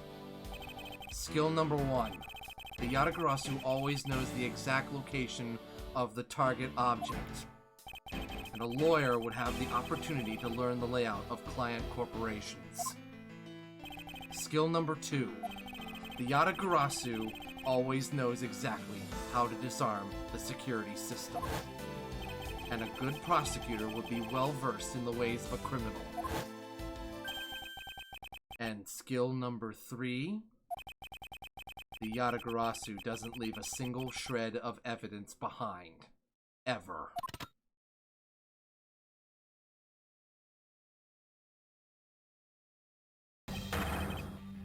Detective Bad! Yeah, it was only natural for the Yatagarasu to never leave evidence behind, because the lead detective on the case hid it all away. You're the 3rd member of the Yatagarasu? You. I've been looking for you for a long time. 7 long years. But I finally got you. Why, Mr. Bad, long time no see. What happened to us? We used to be such a great team. If you were such a great team, then why did you kill my father 7 years ago? Why, indeed. You were correct, Lord Zagrum. It was nothing personal, really. He was just another person I had to kill. How can you say that? I grow weary of this, and it's about time for everything to come to an end. And this time, I won't miss. Stop! You! Kay! That was a gunshot. It's over, Sheena. Your leg. Agent Lang. You idiot. You were thinking. What were you thinking? Jumping in front of my gun like that? What are you risking your life for? I'm sorry, Detective Bad, but no matter what sort of past she may have had, or even if she is a spy, it doesn't change the fact that she is my subordinate. And as long as she is, I can't allow any harm to come to her, not even from you. You really are an idiot, you know that? Ha! That's fine with me. You should know by now that it is just how I am. Hey, sis. Yes? I want you to conduct a full body search. Sheena might have another weapon on her. All right. Detective Gumshoe, your assistance, please. Hamada family, hello. Sir. Hey, I found something. What is this, sir? Looks like the blade of a knife, but it doesn't have a handle. This is a great find, Detective. Huh? It is, sir? Let's try pairing up this blade with the handle. Take that! I believe this blade actually belongs with the handle that was on the murder weapon. Hey, they fit together perfectly. This blade must have been taken from the crime scene when the knife handles were switched. I'm going to return this Babalese knife now. Alright, I trust that you'll make sure that it is returned to Ambassador Polino. Babalese knife handle given to Detective Gumshoe. I believe this makes it perfectly clear who did it. Callisto, you. For the only time the handles could have been switched is just after Mr. Cochin's death. Which means that you must be Mr. Cochin's killer. You killed Mr. Cochin with the Alabastian knife. Switched the handles, and then took the original blade of the Babalese knife with you. Later, you allowed yourself to be spotted by Kay near the open-air stage. You used the fireplace to lose her, and then you went back to accuse her of the murder. Does that about sum it up? You craft an engaging tale, Edgeworth, but there are 2 problems with it. Problems? In what respect? Why do you think my real reason wasn't allowing her to chase after me? That's a good point. Why did she do that? It was also I could capture Kay Faraday. What? When I saw you using that device at Gatewaterland, I knew right away that you were Byrne Faraday's daughter. I became curious, so I researched a little into your background. That's how I found out that you were on the trail of the Yatagarasu. So that's why you tried to pin Mr. Cochin's murder on me? Yes. I knew you would show up at this embassy tonight. So I thought to use you. But pinning the murder on you wasn't my only goal. You had another? Yes. Once I had you under arrest, I had planned to search you and take back the device that rightfully belongs to me, the true Yatagarasu. You were going to take Little Thief away from me? 7 years ago, it was thanks to that device that Faraday was able to infiltrate this place. But he stole more than he should have. I had a tough time recovering that precious key. Then, the person who stole the Yatagrasu's key was Mr. Faraday? You. That incident 7 years ago. That was the catalyst behind it. In the eyes of the smuggling ring, the Yatagrasu was becoming a bit of a problem. It wasn't an especially pleasant assignment. Then why? Why did you become a member of the Yatagrasu? Why? There is no why. I was destined to betray everyone from the very beginning. From the beginning? What is that supposed to mean? The person I take orders from hasn't changed, even now, to this day.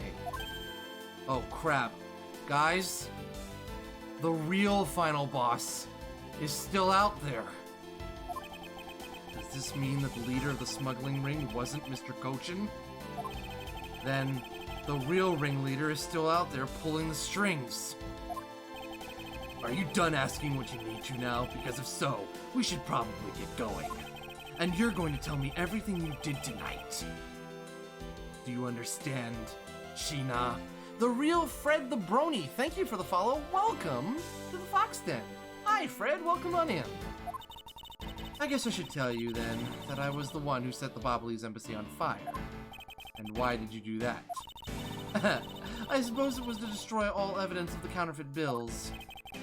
That was the smuggling ring. That was what the smuggling ring was trying to do? But then why start 2 fires? Sorry, but I can't tell you anything about the ring. It's your job to complete your investigation, after all. I've had my fun. Now it's your turn to enjoy the ride. Wait, I mean, Miss Sheena. Yes? When I fell to the floor earlier, these fell at my feet. What about them? They're such pretty hair sticks that I thought, well, that I should return them to you. You can have them. They're of no use to me anymore. If you don't want them, you can always just throw them away. No, I want to keep them. Suit yourself. Oh, that's right. I almost forgot. Edgeworth. About the second problem I had with your story. I didn't kill anyone tonight. What? I'm not saying that as a sore loser. Think of it as a hint, if you will. Mr. Prosecutor! Yes, Agent Lang? Mark my words, I'm not done here, and I'll be back. And it's got nothing to do with duty or anything, because this has become my personal case. I may have been shot, but I'll show you just how dangerous a wounded wolf can be. His anger appears to have negated the sensation of pain in his injured leg.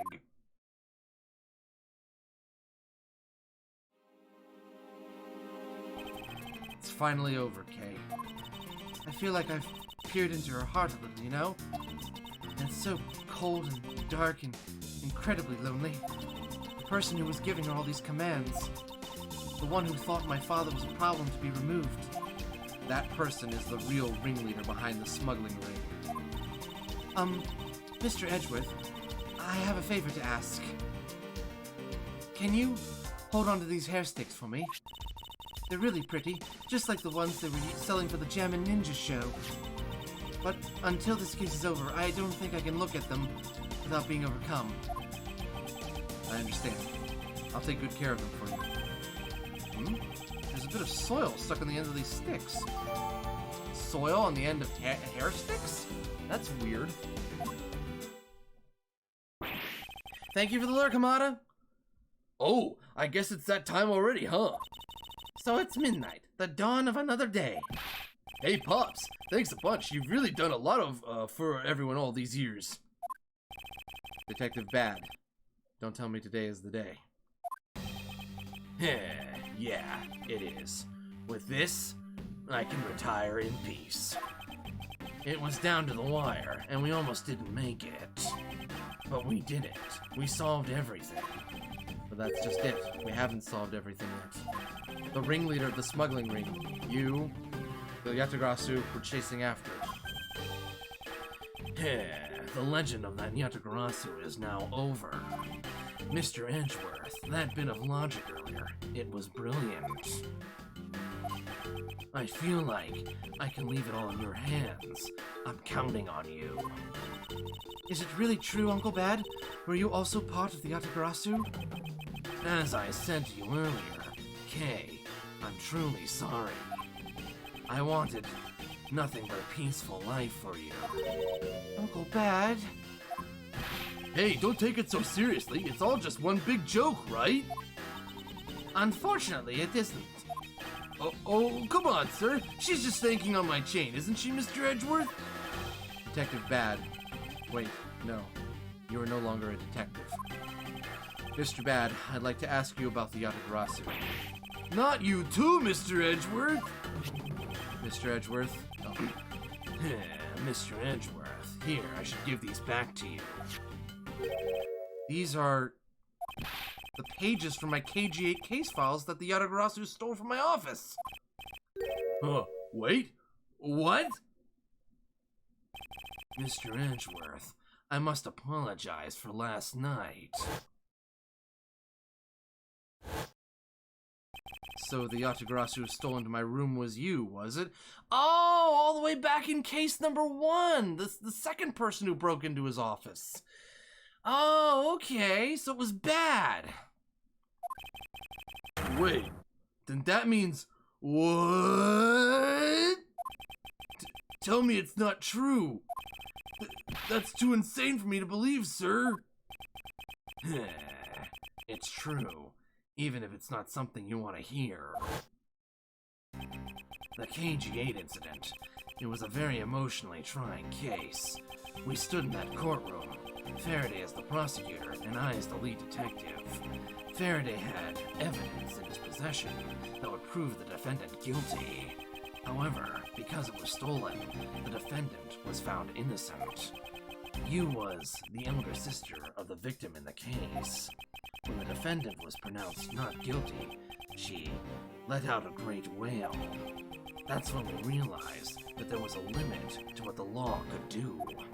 The only way to bring someone like that to justice was to do so outside of the courts. That's what we thought at the time. That's how we formed the Yatagarasu, and vowed to bring to light any dirty dealings companies had with the ring, including companies that dealt with the Amano group. Mr. Amano's conglomerate? We called ourselves the Yatagarasu and flexed our collective muscle. We exposed all sorts of shady dealings as a warning to the business world as a whole. By doing that, we were able to stop the higher-ups from covering things up. And then, it was finally time. We had finally arrived at the moment when we'd find out the ringleader's true identity. It was then that you literally stabbed us in the heart, and Faraday, he died for it. But why? Wasn't she the sister of the victim in the KG8 incident? After Faraday's death, I looked into her past, and that's when I found out that she was a phony. The victim of the KG8 incident, CCU, she never had a sister. What? Then that means... She-Na wasn't the only fake name she used. Callisto Yu was also another pseudonym. From the very beginning, that woman was a spy sent by the smuggling ring. She said it herself. I was destined to betray everyone from the very beginning.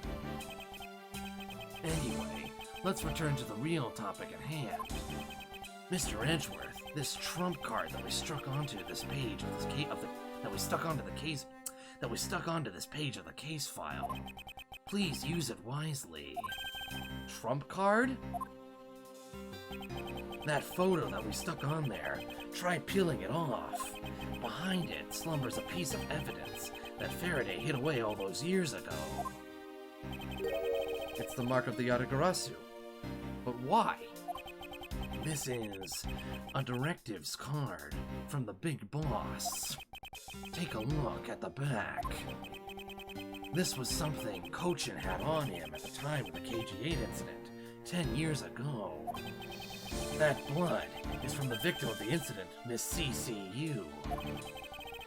But why is the card adorned with the mark of the Yatagarasu? The reason why we call ourselves the Yatagarasu was because of the three-legged raven mark that the smuggling ring's boss used. Oh, so they stole the smuggling ring's insignia. Apparently, orders from the boss would come on these cards without fail. The person who received the order was supposed to burn it immediately after reading it, and apparently it burns a bright green flame when set ablaze. So you mean the cards were written in Bobbly's ink? The fact that the card that Cochin was sent made it into Faraday's hand at all is nothing short of a miracle. We decided that whenever we stole anything, we would send a card along with it to the police. So that's what those white cards are. The great thief that used the mark that only those within the ring would know. It was our message to the ringleader. Loazark, hello! That we were only a few steps behind. And one more thing, Detective Gumshoe. I'm entrusting this to you. What, your lollipop? Ew. What is this, sir? Oh, never mind, it's a cassette tape. This is what I was talking about earlier. During the KG-8 incident trial, Faraday had this in his possession. This important, definitive piece of evidence. Well, I thought it was stolen. How did you have it? Or how do you have it? The person who stole it from us 10 years ago was a man by the name of Ernst Amano. Oh! And he had it locked and hidden away for all this time. But we forced him to tell us where it was, finally, after the other day's kidnapping case. This video. Oof, don't come any closer! I'm warning you! This is the same video as the one Mr. Portsman was trying to conceal from me. Yeah, it would seem that even he was caught up in the ring's web. Amano was preparing to take on the boss someday, and the video was his insurance. That's where that prosecutor comes in. He was to retrieve the video. On top of that, he was apparently instructed to sneak into your office and steal the trump card. You saw it for yourself, right? The card that told him to preserve the evidence. Then, that card was not the calling card of the Yatagarasu, but rather a directives card from the ringleader to Mr. Portsman? The two pieces together make for a strong weapon for whoever holds them.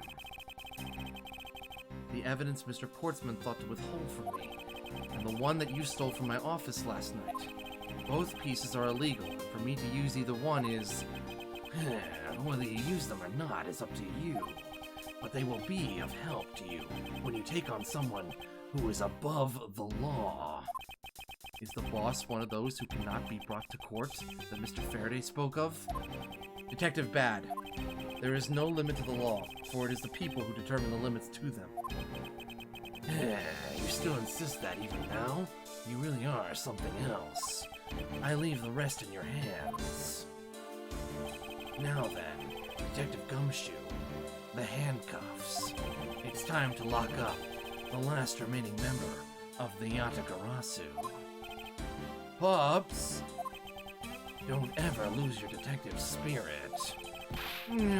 Pups, why is this happening? This isn't justice! Like I always told you, do not get emotionally involved. Now let's go. Yes, sir!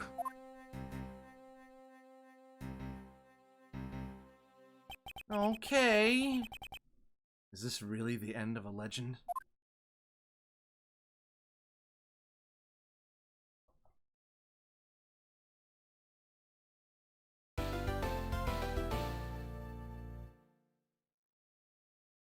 Wow, holy crap, that was a lot to unpack.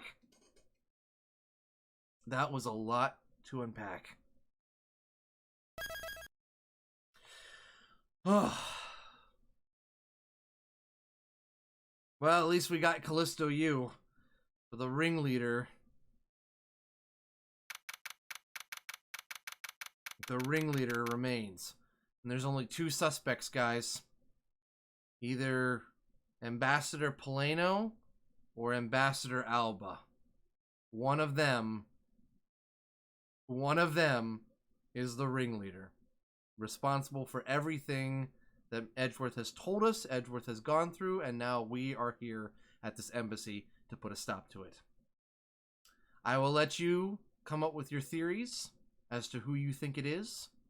You have 2 guesses, and I want to hear those guesses when we play this next time. So for now, I think it's about time we wrap this up. Let's get some music going for our wrap up.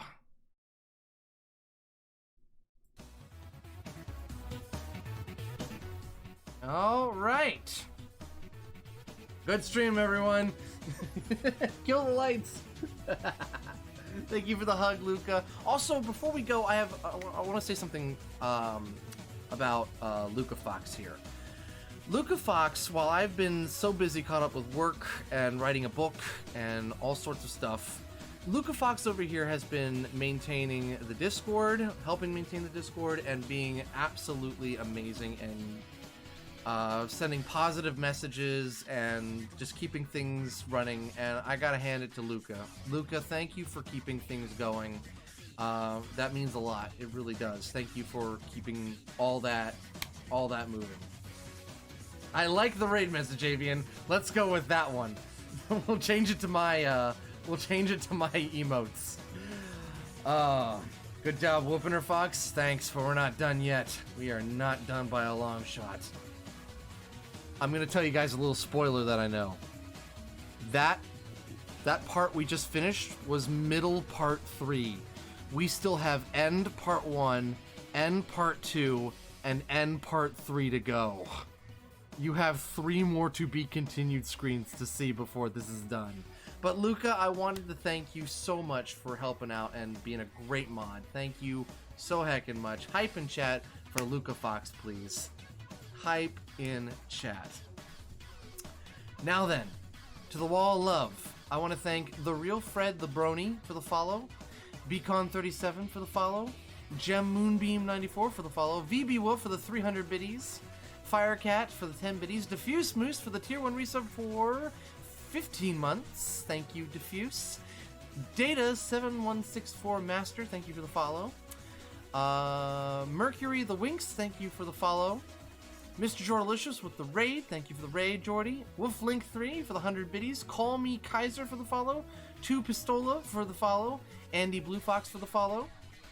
Donut Wolf for the follow. Void the Gamer Wolf for the follow. Trash Panda TV for the raid. Wolflink for the tier 1 resub for 5 months. Furry Cure for the follow. Wingsong for the raid of 2. And offline follows from Darth Vader is Good. The Unknown 590. Ramya. Woofy... Woofy Eno there, I think that's how you pronounce that.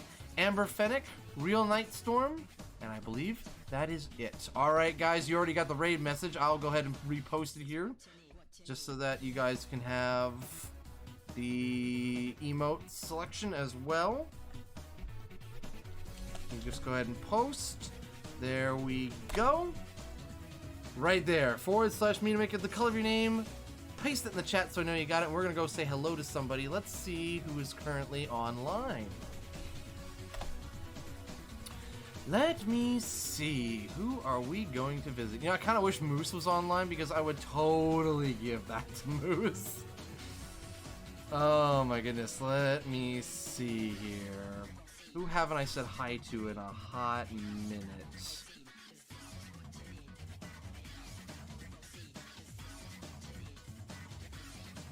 Grease a dog? I am all for that. Let me make sure Greasa is still going. Looks good for Greasa. We can go say hi to Greasa dog. So that's what we're gonna do. You guys have the raid message, spam it when you get to the chat, and as always, guys, thank you for being here and making this once again another awesome stream. I will be back on Sunday with Pirates. Until then, guys, keep being awesome, keep being you, and I will see you then. Bye!